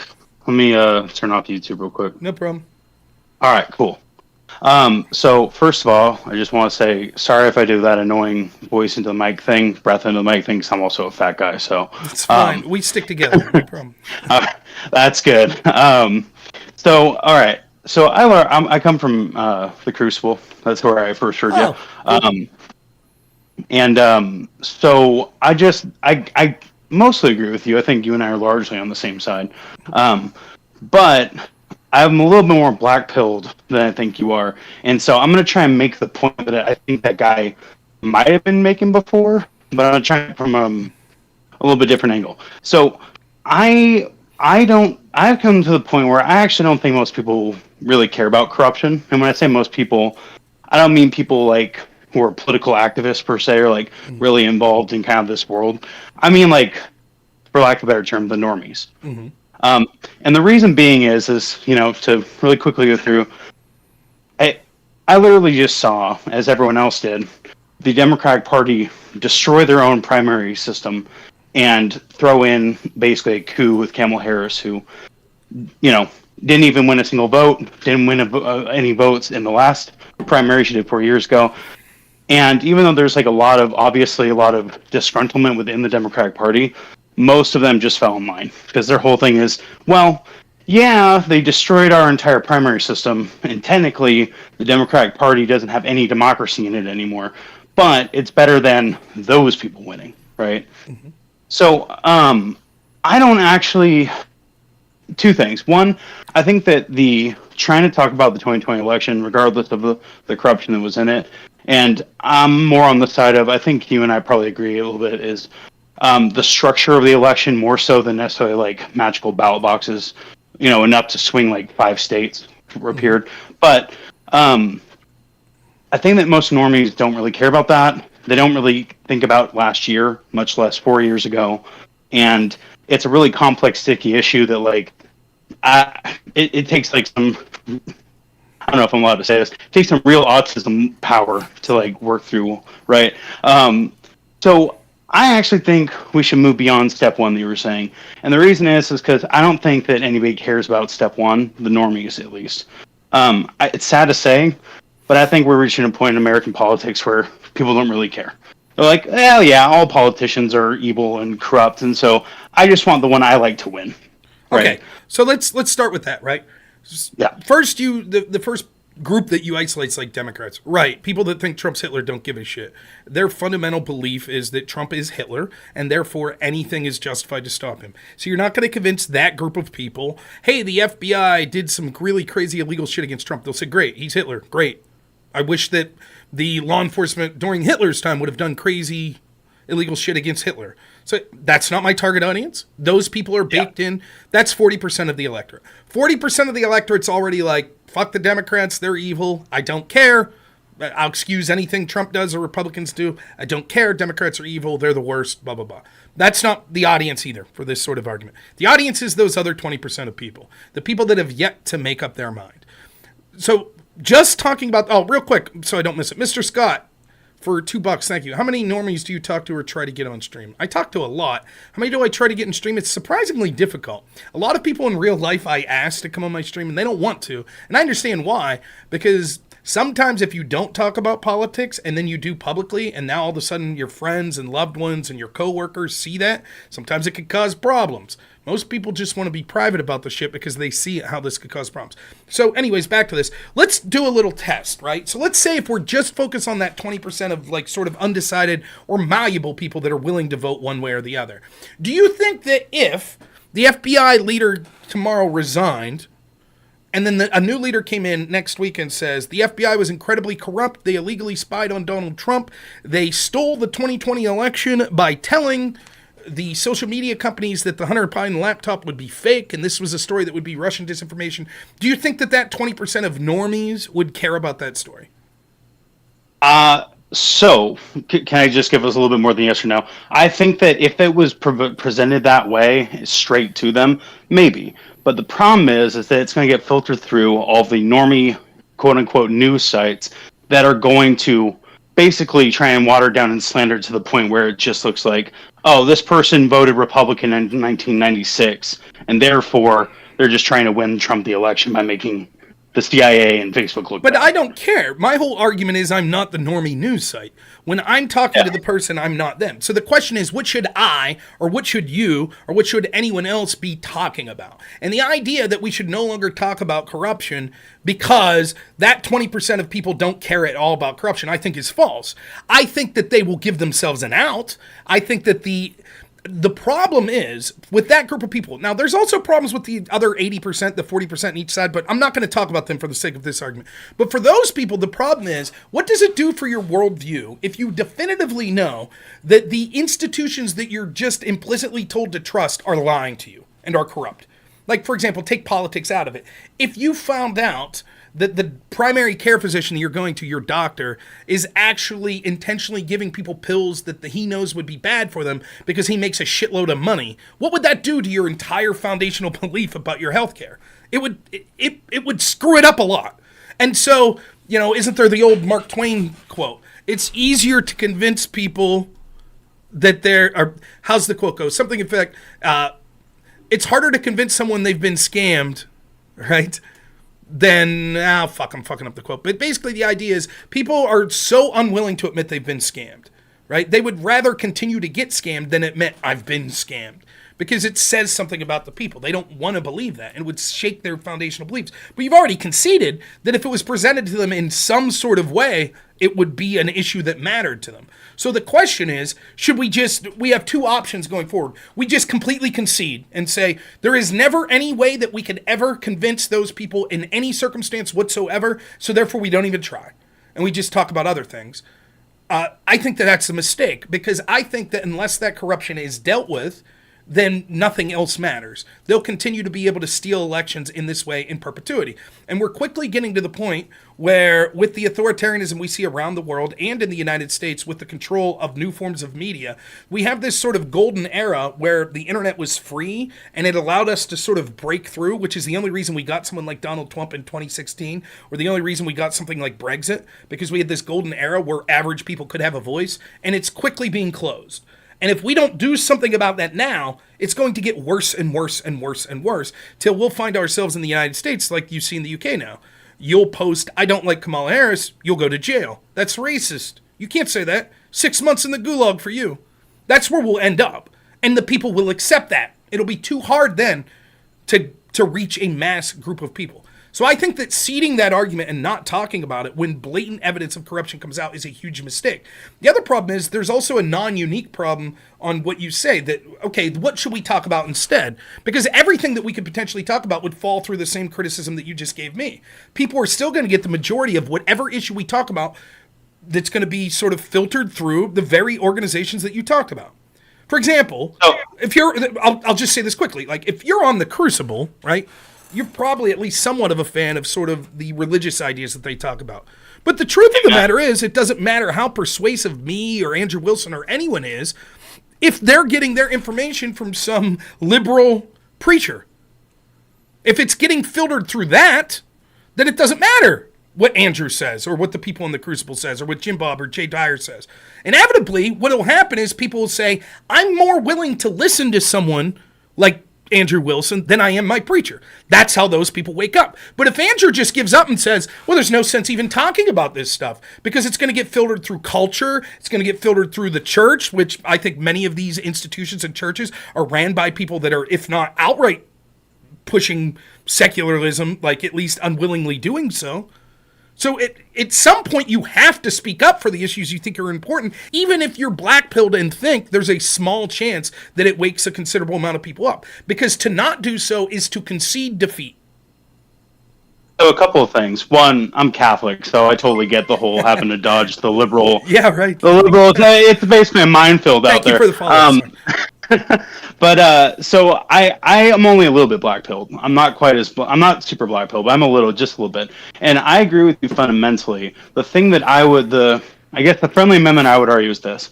I think that if you focus on the corruption that happened 4 years ago, and you focus on the corruption that, let's be real, it's very high level, right? Like anything with the alphabet agencies is going to be cloak and dagger. You're going to have to dig into. It's like I just watched your debate with Sitch and Adam. Mm-hmm. And like, I work in politics. I have taken master's level courses in public policy. That was a nightmare conversation for even me to try and understand the chains of what was going on. Mm-hmm. So what my friendly amendment would be this: instead of focusing on, I don't think you shouldn't be able to talk about it for sure, but I think that strategy-wise, a thing that might be nice is you may hate me, or some of your audience may hate me for this. No, the Go for it. Crucible crew would. Is a lot of like what Daily Wire does, and specifically, I mean like Michael Knowles and a little bit Ben Shapiro, which is you focus on the corruption and the foibles and the failures that can touch people in something that they really can tangibly see. Like one of the biggest things, one of the biggest failures of the Biden administration, right, has been the Bidenomics. Bidenomics was pushed by MSNBC, by ABC, by all of the CNN. Bidenomics, great, it's great, everything's amazing. You just need to learn how good everything is. But everybody can see, like, well, no, because eggs went up by like 40% in cost over the last 3 months, right? Like my rent has gone up by $200 in the past year alone, right? So when I think that, and even little things like, I won't betray exactly where I'm from, but I'm well versed with Gavin Newsom, right? Unfortunately. And one of the big things that he really took hit for, and people still talk about, is when he went to that French Laundry restaurant while he was locking down the state of California. And like, it's a little thing, it's corruption, but that little thing meant so much more, I think, to like the average normie that couldn't go to work, that couldn't go see grandma, that had to wear a mask every day, all the time. They saw that, and that probably mattered more to them than Comey playing both sides of the court to try and preserve his position, right, after 2016. So it's a little bit, I guess. My thought is to try and focus on what people. It's a little bit of like Saul Alinsky, if you've ever read him, right? And I used to be a leftist back in my younger days, so I'm a little more well versed in that. But like, you want to attack them, even if it's something that's a little superficial or anything that doesn't matter that much, is to attack them on the points that people will be like, oh, I know what that means instantly, and it looks like bullshit. Sorry, okay. Am I allowed to curse? Yeah. Okay. So to respond to that, one, your criticisms, particularly of me being on Sitch and Adam, is true. A lot of times the interest that I have in specific stories is taking deep dives into stories that's very difficult for the average person to comprehend. I fully admit that. Is that moving the needle? No. I don't think my conversation with Sitch and Adam, when I start talking about, all of these people involved in sort of that story, and I start talking about Victor Shokin, and I start talking about Porozensky, and I start talking about, all these, I understand that a lot of people check out.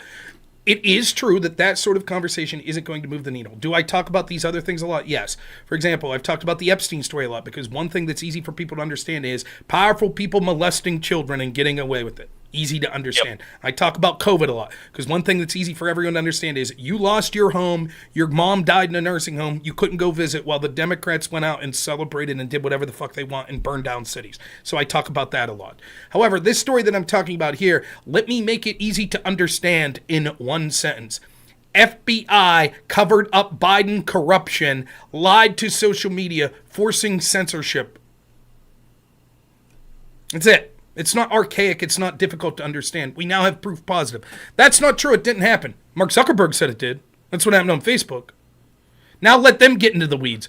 Wow. Well, actually, if you look at, you see how you put them on the back foot, and then you say the same people that lied to you about Biden's mental health decline are the same people that lied to you about his family corruption, are the same people that are telling you how Trump is corrupt, are the same people telling you that Kamala Harris is a joyous brat. And they're telling you the economy's doing well. And they're telling you the border's secure. And they're saying if it's not secure, it's all Trump's fault. You're starting to see what's going on. And they're the ones that are telling you January 6th was a coup. It was an insurrection. It was the worst thing in the world. And you got to vote against Trump because he's so dangerous. Same people. Right? And so I do think that your criticism in a lot of things that I talk about diving into the specifics, which I'm still going to do. Because the other point to say what you're saying is, so what? I should just repeat the Daily Wire? What good is that? What good? No, definitely not. Right. And so, there comes a point where it's like, why isn't me? Like, for example, when I'm watching in 2019, 2020, I guess it was 2020, the impeachment of Trump, the first impeachment of Trump, why am I better than every Republican that's in the House? Right? Here's the case to why you shouldn't impeach Trump. Ready? Because if there was a reason to investigate Biden, then you can't impeach Trump for trying to do it. Because we already know that presidents can investigate their opponents because that's what the Obama administration was doing. And no Democrat had a problem with that. They said, well, even though it turned out not to be true, if there was enough smoke about possible crimes that Trump was committing, then it was perfectly reasonable for Obama's team to investigate him.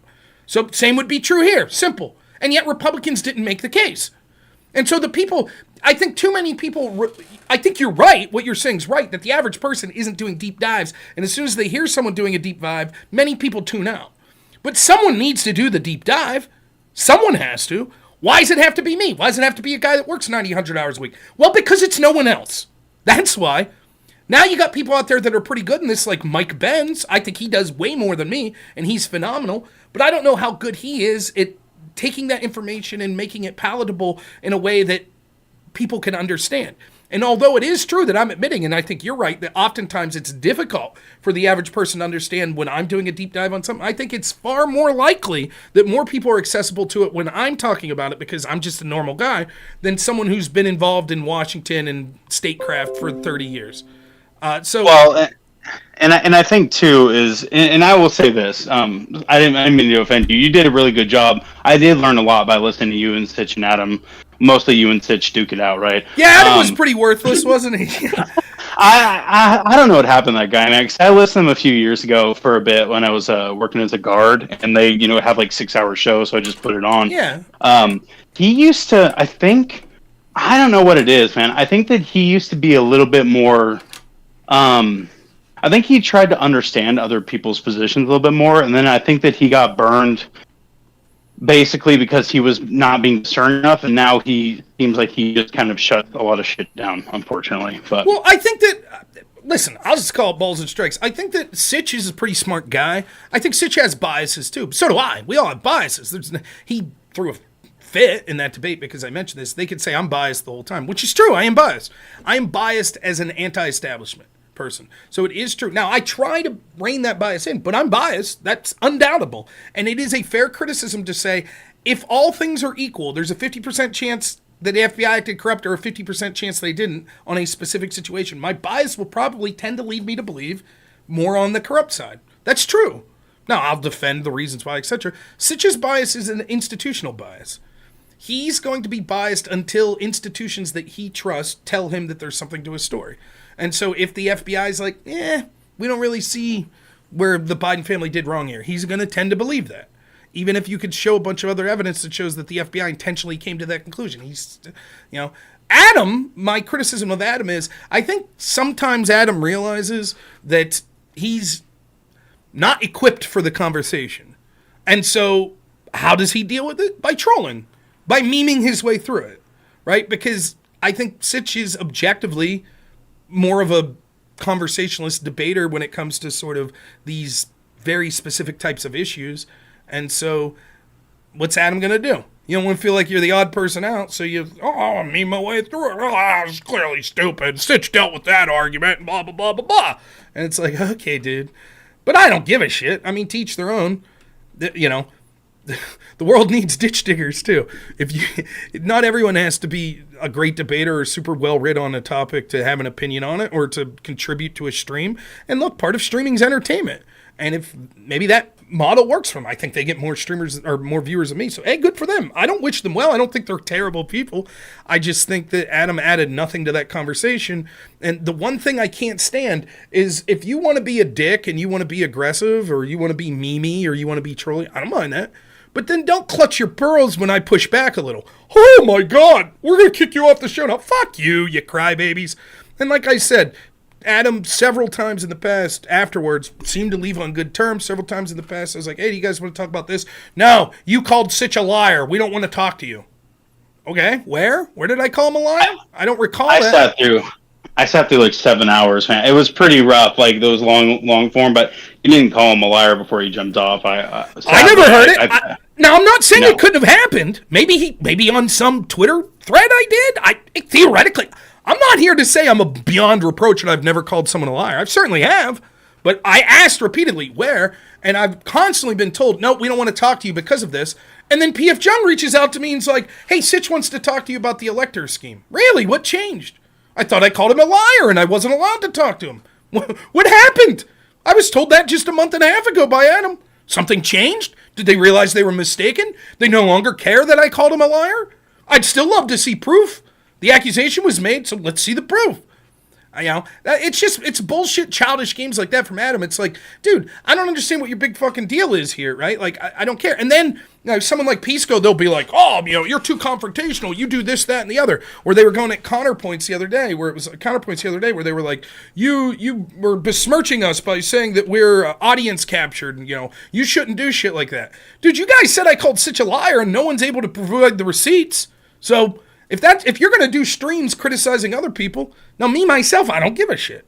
Yeah, I've called people liars. I've said people are grifters and shit like that too. Life goes on. I'm not going to sit here and throw a fucking fit if someone calls me a grifter. It's like, okay, I'll argue back. But I don't know. The whole thing was, I thought it was regrettable because I enjoyed that conversation thoroughly because that's the type of shit I like doing. I like someone pushing back and having these deep dives. That's fun. For me, that's what I want to do. And so to see it end on a sour note like that really surprised me because I thought that I was quite benign. I didn't think I was aggressive at all in that 5 hours, and so it was odd to me that it ended with, like, even Sitch being like, I'm just going to kick you off because you said I'm biased. I'm like, what? Like, holy shit. It seemed... Yeah, I wouldn't worry about that, man. I'm not worried at all. But anyway, hey, it was good talking with you, Rob. Thanks, I got to go, but have a good night, okay? Yep, you too. Good call. Thank you. Super chat. Mo Farmer, Talk to Good Logic. He debated Pisco. Yeah, I've reached out to Talk to Good Logic, and it was just he responded to me. It was just ships passing. We couldn't find a time that worked. But yeah, I'd love to talk to Good Logic at some point. It is a valid criticism that maybe if you were like, Rob, you have 5 minutes to convince this room full of 50 people that are undecided voters. You have 5 minutes. Go ahead. What are you talking about? Am I talking about the FBI interfering in the 2020 election to steal it? No. I'd talk about the border. I'd talk about the economy. I'd talk about the fact that Kamala Harris lied about Biden's cognitive issues. That's what I would talk about. But I talk about that stuff almost every night. I think it would get a little boring on my show if we just repeated that every night. But that's what I wanted to talk about tonight, so that's what I talked about. Kamala Harris, 18 minutes, worth looking at. Let's see if I can find it. Does anyone have a link?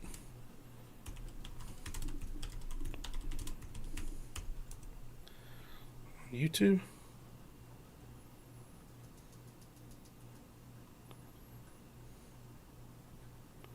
Do I have to go to CNN for this?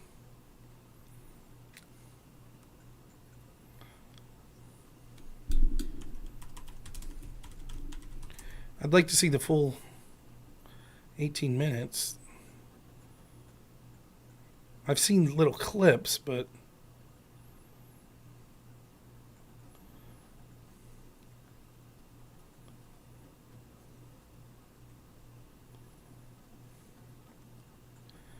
let's see, does anyone have a link? If we can find a link, we'll watch it. If not, I'm sure Just Say Something. Why talk about her interview? Why talk about that? It's old news. It's funny.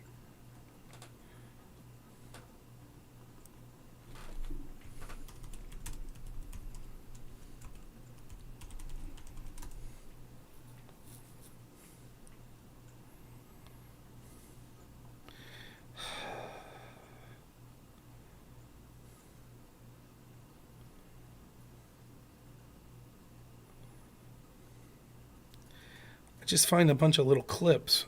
Does anyone have a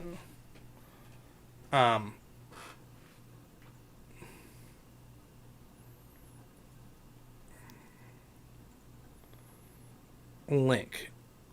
If I can't find it, I can't find it.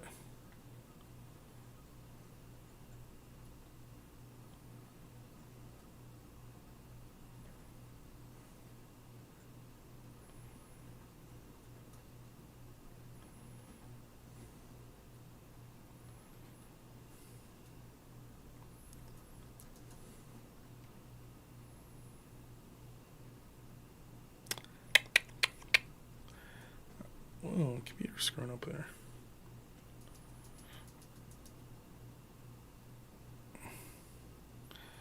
Yeah, you can schedule me for a Monday night show. I could probably do this Monday.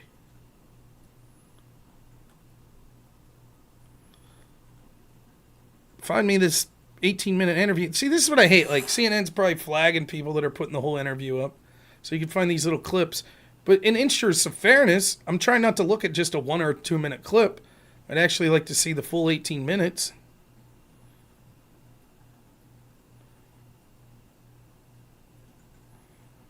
I just can't find it.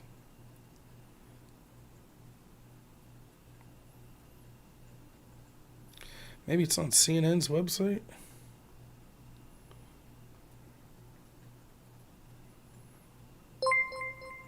Oh, thanks so much, Nightmare Hero, for the subscription. I really appreciate it, man.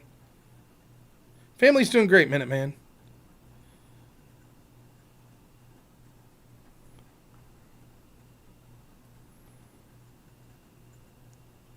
It's not even like... it's so... like, what bad branding. They don't even have it, like, on front page of their website? I mean, that's just crazy to me.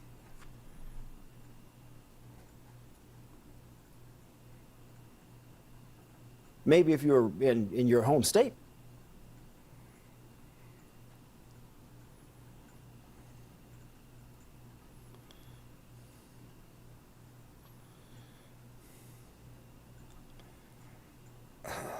Piss on this. Well, looks like we're not watching the Harris interview. I mean, I can find clips, but...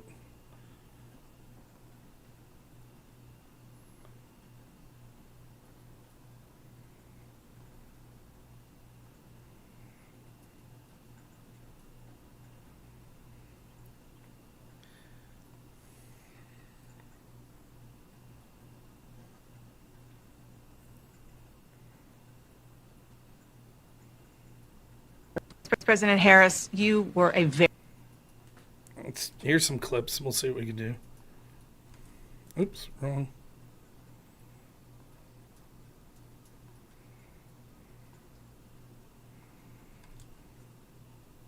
President Harris, you were a very staunch defender of President Biden's capacity to serve another 4 years. Right after the debate, you insisted that President Biden is extraordinarily strong. Given where we are now, do you have any regrets about what you told the American people?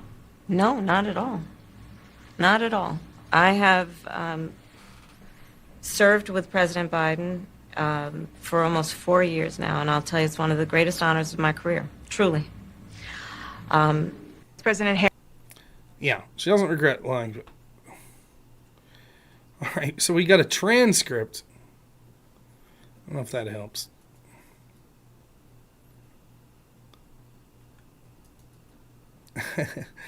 I do have a transcript, but I would like to see her. Here's key takeaways. CNN says key takeaways. Let's see what they put. I want to ask you about your opponent, Donald Trump. Okay. I was a little bit surprised. People might be surprised to hear that you have never interacted with him, met him face to face. That's going to change soon. But what I want to ask you about is what he said last month. He suggested that you happened to turn black recently for political purposes, questioning a core part of your identity. Yeah. Any? Same old tired playbook. Next question, please. That's it? That's it. Generally speaking, how should voters look at some of the changes that you've made, that you've explained some of here, in your policy? Is it because you have more experience now and you've learned more about the information? Is it because you were running for president in a Democratic primary?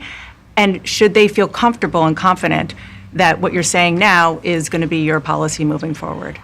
Dana, I think the most important and most significant aspect of my policy perspective and decisions is my values have not changed.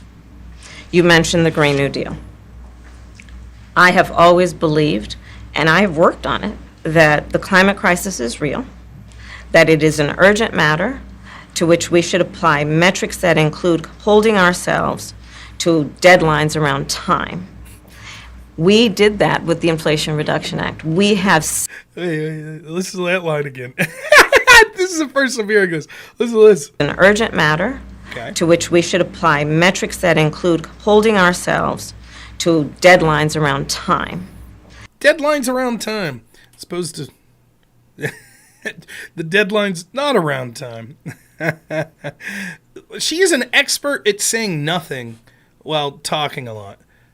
A definite Pisco-esque communicator. Could just talk and talk and talk and say nothing. Let's hear what else. So climate change. So she's still for the Green New Deal. So banning fracking. Okay, gotcha. We did that with the Inflation Reduction Act. Yes, thank you for admitting the Inflation Reduction Act was just Green New Deal light. It was never really designed to reduce inflation. What it was really designed to was spending for the radical Democrat Green New Deal type agenda. I'm glad she finally admits it, but much like everything the Democrats do, they can't be upfront with it.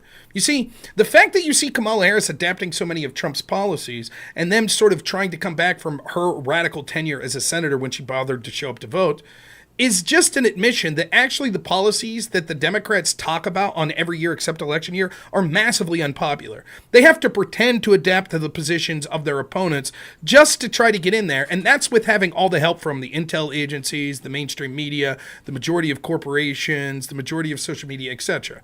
They rely on almost total information control of these institutions, and still, their ideas are so unpopular they continue to need to pretend to give a shit. All of a sudden now, building some of the border walls is a good idea.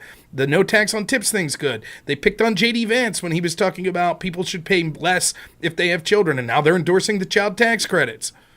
This is constantly who they are. So now she's admitting, now the question comes, although it's a softball, the question comes like, okay, well, what do you say to the people on the left that are worried that you seem to be moving away from your leftist roots? She says, oh, no, I'm not. I still believe the same things. I believe the Green New Deal. Roar, thanks so much for the super chat, $5. I love your take on this stuff. It makes me feel not crazy. After this, I can't wait for the debate. Yeah, it's going to be great. So, all right, let's hear her finish here. I wish I had the whole 18 minutes. Have set goals for the United States of America and by extension the globe around when we should meet certain standards for reduction of greenhouse gas emissions. As an example, that value has not changed. My value around what we need to do to secure our border, that value has not changed. I spent 2 terms as the Attorney General of California prosecuting transnational criminal organizations, violations of American laws regarding the illegal passage of guns, drugs, and human beings across our border. My value. Notice how she didn't say anything, right? She just said, we talked about specifically flip-flopping. She was asked, what do you say to people that flip-flop? She doesn't say anything. She doesn't answer it whatsoever. She says, my values have stayed the same.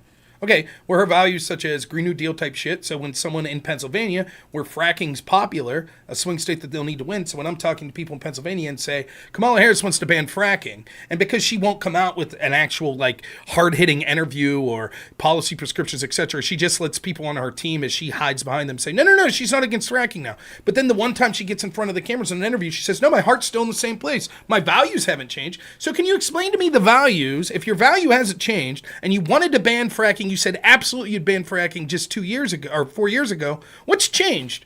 Were you wrong? Were you wrong that fracking was something that needed to be banned? What changed? If your values are still the same, and if you were wrong and completely reversed your position from I want to ban fracking to now I don't, but your values have stayed the same, who's to say tomorrow, day one after you're elected, you don't change your mind again and say, well, my values are still the same, I'm worried about climate change, so now I will ban fracking. If you're so easy, thanks so much, Nico Pluto, for the $5. I really appreciate it. No message, but I'll take the money. Thanks so much. So how can we be sure she won't flip-flop again? What's her real position? If you were to ask me, if I formerly was against, say, an assault weapons ban, and then I came out and said, actually, I'm now for an assault weapons ban, and you're interviewing me and you say, Rob, what do you say to people that say you were vehemently against an assault weapons ban and now you're for it? Like, what do you say? And if I say, my values of being pro-Second Amendment have never changed, how's that a response to the question? It's like, right, okay, but if that's your values, then why are you supporting this assault weapons ban again? If your values haven't changed to being pro-Green New Deal, then why are you now, allegedly, your team saying against some of the policies that were advocated for in the Green New Deal? That's exactly what's going on. David Atlas, the point is, she'll say anything.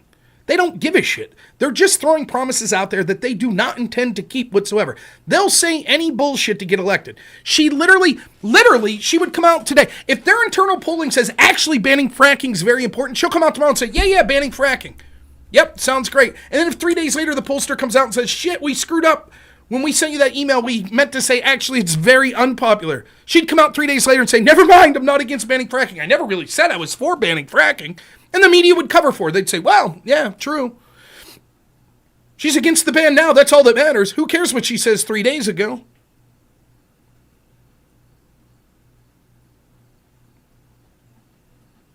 How's that an answer?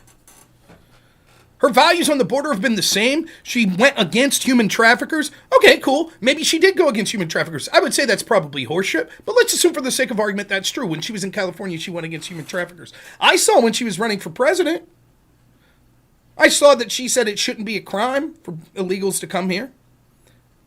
No, she was with the people that none of them raised their hands and said that should be the case. I saw her tenure as vice president when she was one of the point people on the border and how disastrous it was. I saw the guy she picked for VP, if her values haven't changed, say that he wanted to invest in ladder companies to help illegals get over Trump's wall. So what changed? Now all of a sudden she's like, yeah, we'll build some of the wall. What changed? Your values have always been the same. You've always been. So then let's assume that's correct. Let's assume her values have always been for a strong, secure border. Then what's she have to say about her and Biden's administration's tenure? The worst in modern history when it came to border security. So if her values were we want a secure border and it was the worst in modern history, so she's really bad at her job? Biden was really bad at his job? What is it? If you really want a secure border and that's your value and the border was basically porous, so then you're just saying you're really shitty. That's what you're saying? Again, I'm unfortunate that I can't find the whole 18-minute interview. But maybe it'll be out in a day or two. I don't know.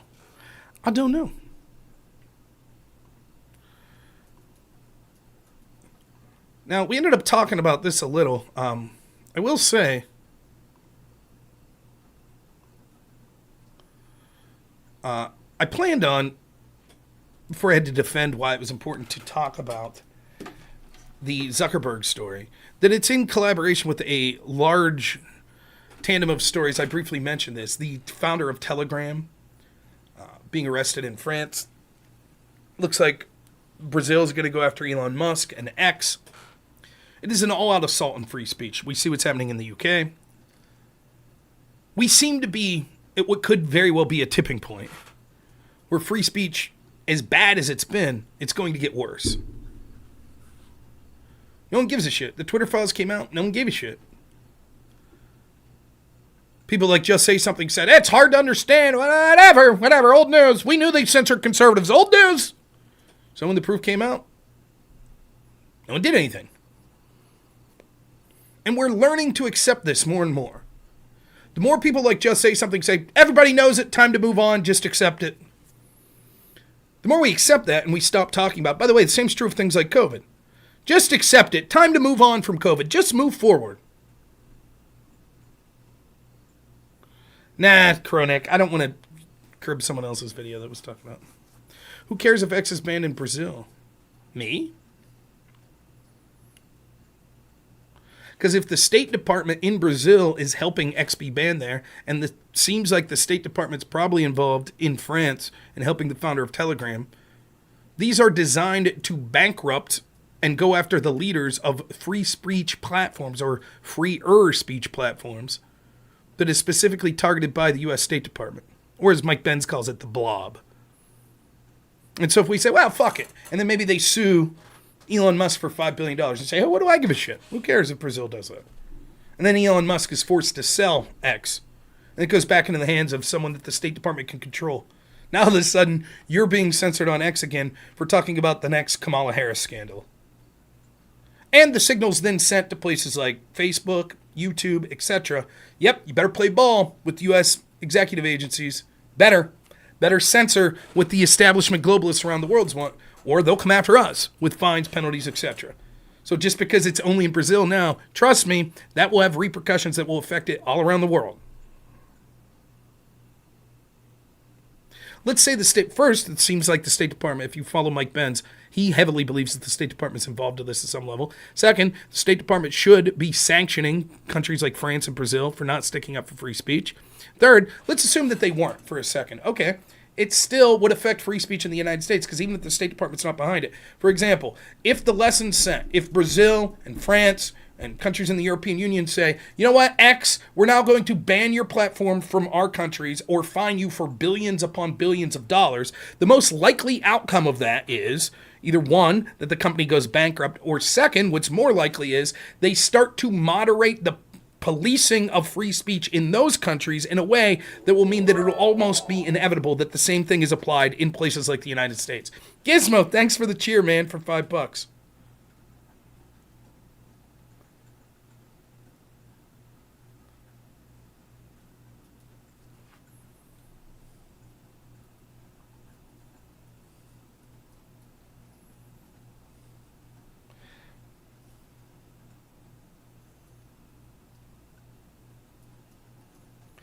I talked about the signature matches, Mo Farmer. Though I'm no lawyer, I'm sure Robert Barnes did it better than me. But one of the stories that I talked about that I didn't hear anyone. So in Pennsylvania, they said that your signature match from your voter registration didn't have to match your ballot. Okay. That was the Democrats' position. Every vote must count. It doesn't matter if your signatures don't match. Would it surprise you to know, I believe in a 2004 election, they successfully kept Ralph Nader off the ballot in Pennsylvania, even though he had enough signatures to get him on the ballot. Why? Because they argued that enough of those signatures didn't match voter registration that they shouldn't count. And so they were successful in keeping him off. But wait a minute. Isn't the Democratic Party the ones that said every ballot must count? Who cares if the signatures don't match?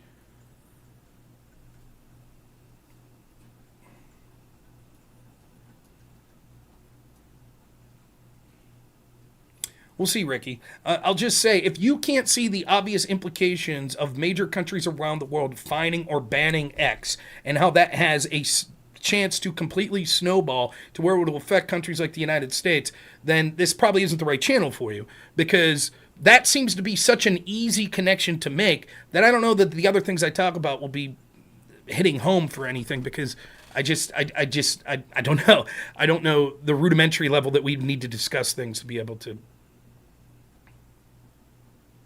dumb it down for you, not to be rude, but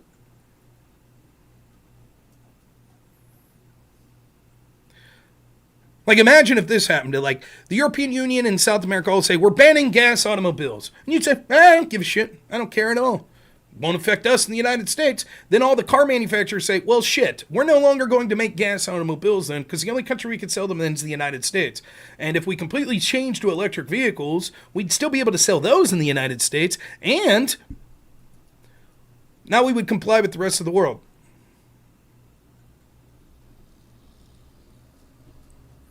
And you'd be like, who gives a shit? Who gives a shit? Who cares that they did that in the European Union? Who cares? Who gives a shit? Who cares? Okay, I guess. Small-minded view of things. Who cares if the UK arrests people for this? Who cares? If you can't see how it's a blueprint for how things will occur,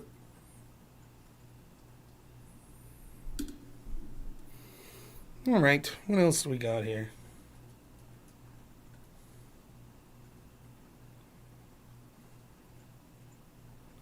Thanks, Legate Lanius. I appreciate that sending it. We'll probably deal with that another day. Maybe we'll do it tomorrow. But maybe I shouldn't have been so rude, Ricky. Yeah, I don't know. It seems... Apologize for being rude, but I don't know.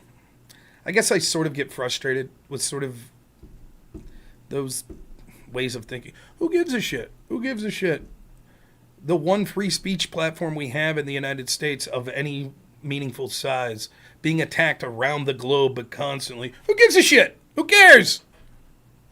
Who cares? No big deal. Whatever. Okay. I mean, I don't mind having a deep dive with it if you want.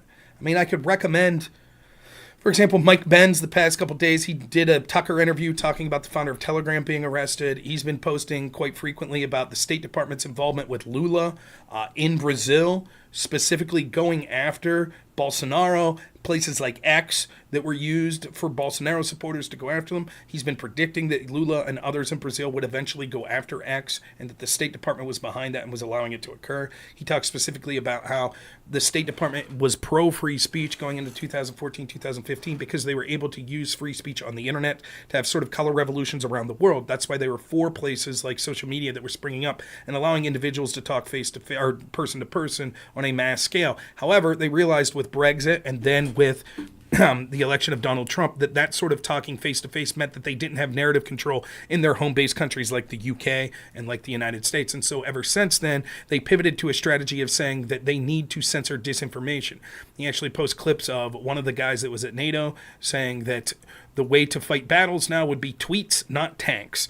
And that was the importance of sort of controlling the flow of information, particularly on places like Twitter, which has emerged, even before Elon Musk bought it, as the premier platform where people were communicating person to person about things like politics. You can see the stories that have broken on Twitter even before Elon Musk bought it, that was things that the mainstream media formerly would have censored. That's why there was such a full court press to censor stories through the Twitter files that you saw with, even the FBI under the Trump administration, and then post in the Harris-Biden administration that were pushed to censoring these sorts of things. And this is sort of been the agenda for the people in places like NATO and the United States for the past year since roughly 2016. It's one of the reasons that we saw hostilities and blaming Russia for everything to blame up, which could have contributed to sort of the conflict that we see there. He talks specifically about how they were involved in, because the United States, it's difficult for them to directly attack free speech in places like this. What's easier for them is to work with other countries and NGOs to be able to have those sorts of attacks that occur in these other countries, which will then cause legal troubles and financial troubles for these platforms in places like X that will be detrimental to them and serve as a blueprint for the future for more industrialized countries to be able to do it. And that will set the map eventually for the United States administration to be able to pressure them. Ricky Mensenbaum answers all this by saying, X has two options, comply or say fuck off. Elon will say fuck your face. Right. How long does that last? The guy from Telegram said fuck your face. How'd that work? He's in jail.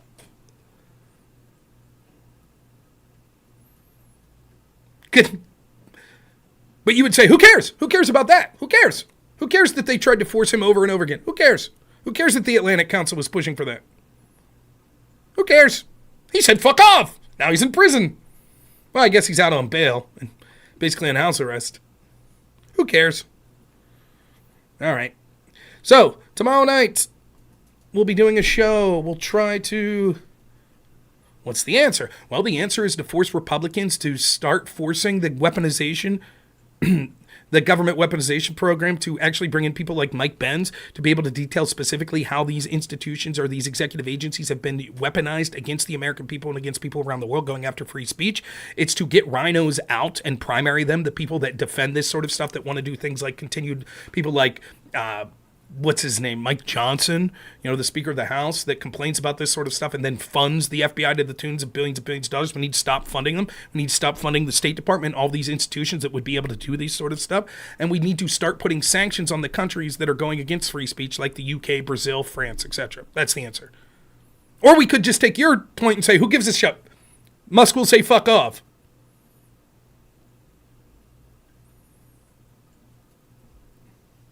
Right? Can you tell me how that works? Go ahead. What's the answer? Ricky, very similar to just say something. So Ricky's solution is, who cares? Don't even talk about this. Musk will just say fuck off. And okay, so what's your solution, Ricky? Go ahead. Let's hear your solution. Ricky's about to drop some truth bombs on us. He's going to give a solution to free speech and like the attacks of free speech under the State Department, etc. Go ahead. Here you go. Here comes. This is going to blow our minds. The first part of it we know. Fuck off. Elon Musk will just say fuck off. Don't talk about it. Got it. Got that part. Okay. Step one. Don't talk about these abuses on free speech around the world going after people like Elon Musk or the founder of Telegram. Got it. We got that. That's step one. Elon Musk will just say fuck off. And then step two is... Go ahead. Step two? Isolationism. There you go. There's a word that sums everything up. Yep. How do you get to isolationism? Well, the Republican Party has joined the Democratic Party in sending billions of dollars to Ukraine. What are the chances that isolationism occurs? Now, it's something that I argue for all the time, and people like Mike Benz argues for all the time. Part of that isolationism is to prevent the sort of color revolutions and control of free speech that we see from very agencies that are involved in foreign conflicts, foreign affairs, etc., such as the State Department, such as places like the CIA. But you're like, don't even talk about it. Don't even look into that. Don't even look at it.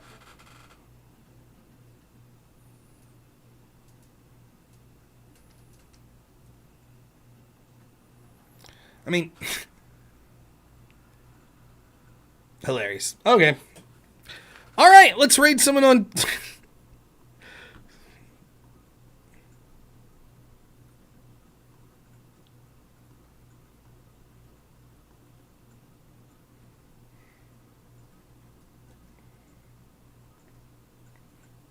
If there's one lesson I sort of surprised, but if you get from Just Say Something and Ricky tonight, if there's one lesson I could give you, people on your own side are more frustrating and more of a hindrance to you than people on the other side. Because I believe Ricky, Just Say Something, I don't know.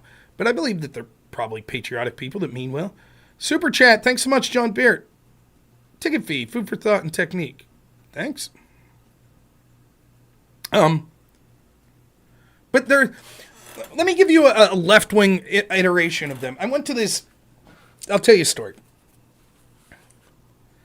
I was familiar with this argument through debate quite a lot, which was the left-wingers that just say, hey man, like, all these problems you're talking about, man, are, like, systemic, and, like, there's nothing we can do, man, and, like, there's no need to get angry and, like, stuff like that, man, because anger just begets more anger, and anger begets corruption, so, like, that's not the answer, man. And here's what we need, man. We just need peace and love, man. That'll solve everything. Like politics and like the working and jobs and all that stuff's meaningless, man. It's just like peace and love, man. That's it. And so I heard this argument all the time. So one time, a friend of mine was giving a presentation over at this university that I was I working? I think he was working at this university at the time. And he's like, hey, you want to come hear me give this presentation? It was a cool speech he wrote. I said, sure. I went and heard him give the speech. But it was one of those situations where it would be rude to leave. So you listen to everyone give their speeches. And this one guy gave one of these speeches, you know, this hippie bullshit, you know. And afterwards, they start have an open discussion. Everyone's talking about this weird hippie speech. I can't even remember what the details were. But I'll never forget this. As they're talking about problems in politics and stuff, this guy says this. He goes, hey, man, here's the deal, man. Like, none of this is going to solve anything. Here's what we need to do, man. We all need to come together and have, like, some peaceful vibes, like, at a drum circle. And then, you know, talk as we're talking in the drum circle, man, like, that'll be able to solve everything. Like, and then we'll get all these good ideas, and we'll have the best ideas. And, you know, and it'll just be, like, good vibes. And I was like, yeah, that's the dumbest thing I've ever heard. And you could hear a pin drop. I was like, this is unbelievably stupid. You've said nothing. You've literally said nothing. Was it Ian? It was not Ian Cross. What are you talking about? And I was like, what's your solution here? To not get involved politically? Yeah, like politics is all dumb, and instead what we should all do is come to... I'm like, you want to know who is the biggest supporter right now of your argument? George Bush. He agrees. Yep. All you hippies that are against his ideas, you all just move to the woods and have drum circles and never vote or anything again. Thanks, great, you guys are doing it. Great job. Meanwhile, the levers of power will be controlled by the very people that you don't want to see have them. That's what happens. But you did it, man. Drum circle and all. You did it. There are people like that on the right. Just say something. Ricky. Now, they are a little more tolerable than He-Man, but this is them. They're like, everything's corrupt. Nothing could be done about anything. No need to even talk about it. What's the solution? There's no solution. Or in Ricky's case, he says, isolationism. Who gives a shit if the rest of the world is sanctioning U.S. citizens on one of the only free speech... Who gives a shit? Who cares? Who cares? We should just say we don't care. When I'm like, well, part of what I'm saying is sort of isolationism in spirit. For example, if you're going to sanction free speech and American citizens and try to fine them, jail them, or whatever, just for allowing free speech, then we're going to not deal with you. Fuck off. We don't want to trade with you. We're not going to deal with you. You're antithetical to what freedom means. Fuck off. Oh, what's that? You changed your mind now? Thanks. But instead of talking about that, someone like Ricky says, don't even bother to talk about that shit. Instead, we just say, hey, Musk will say fuck off. And then we'll say isolationism. That's my big plan. We'll just say isolationism. And so then a very important issue, right, which the two issues I was talking about today, the FBI, State Department, sort of their full court press, and interfering in elections and censoring Americans and American candidates that they don't like, and the attacks on free speech around the world, going after people like the founder of Telegram, going after people like Elon Musk, what we get is people on our side that say, why even talk about this? Why even mention it? Why talk about it? We all know it's all bullshit, so why even talk about it? That sort of ultimate black pill is more detrimental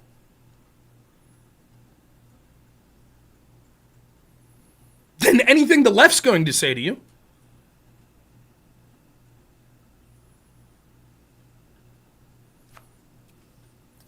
If our government complies, then we fight. How will you know that the government complies? You don't even want to have the conversation about what Brazil's doing to Musk. You don't even want to have that conversation. You say, hey, Elon will just tell him to fuck off.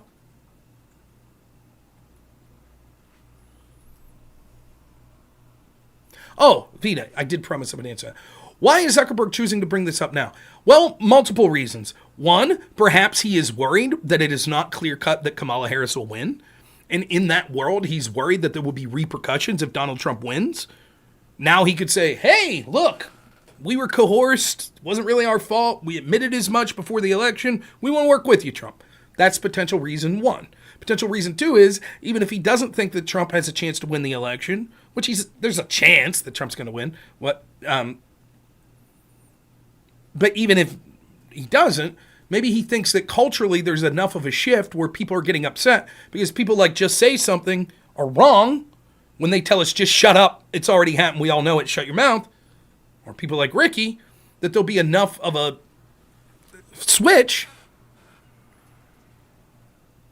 that it could affect his platform that will be seen as political.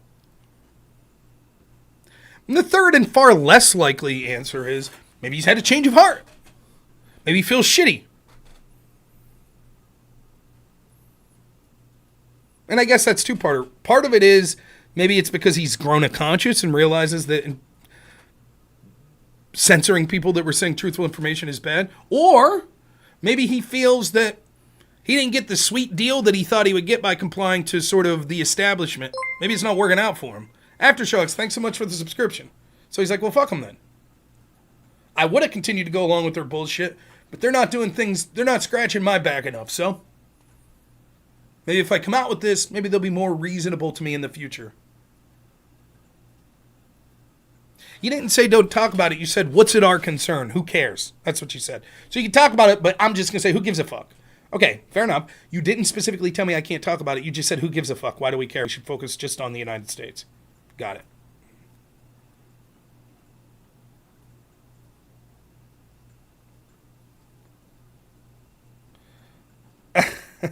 Aftershock, I don't know when you came in.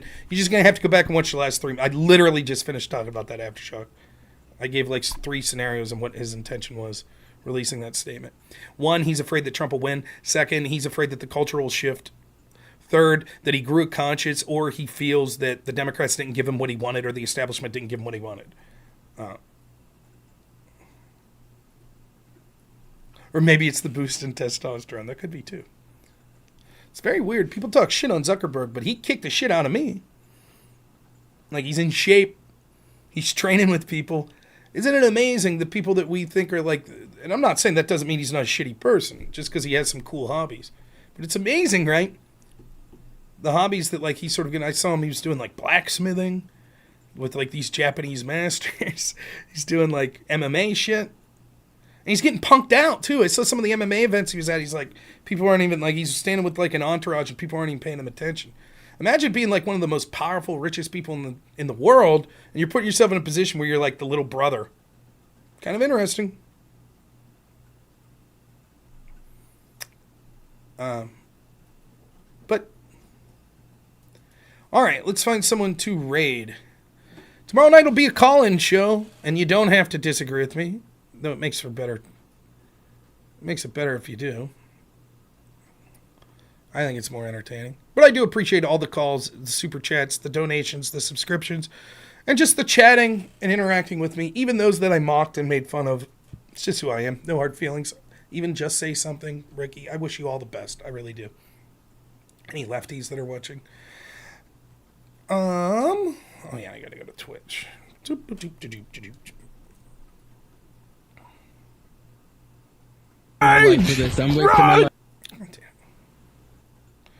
All right, who we raiding? Rampage Paul. Why not? Well, I don't know. Someone have a better raid.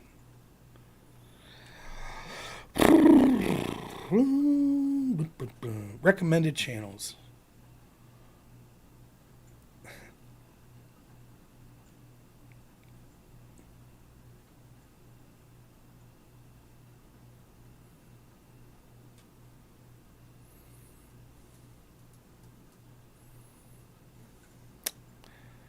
I don't know. I guess we'll do Rampage Paul. I'm not going to sit here all night.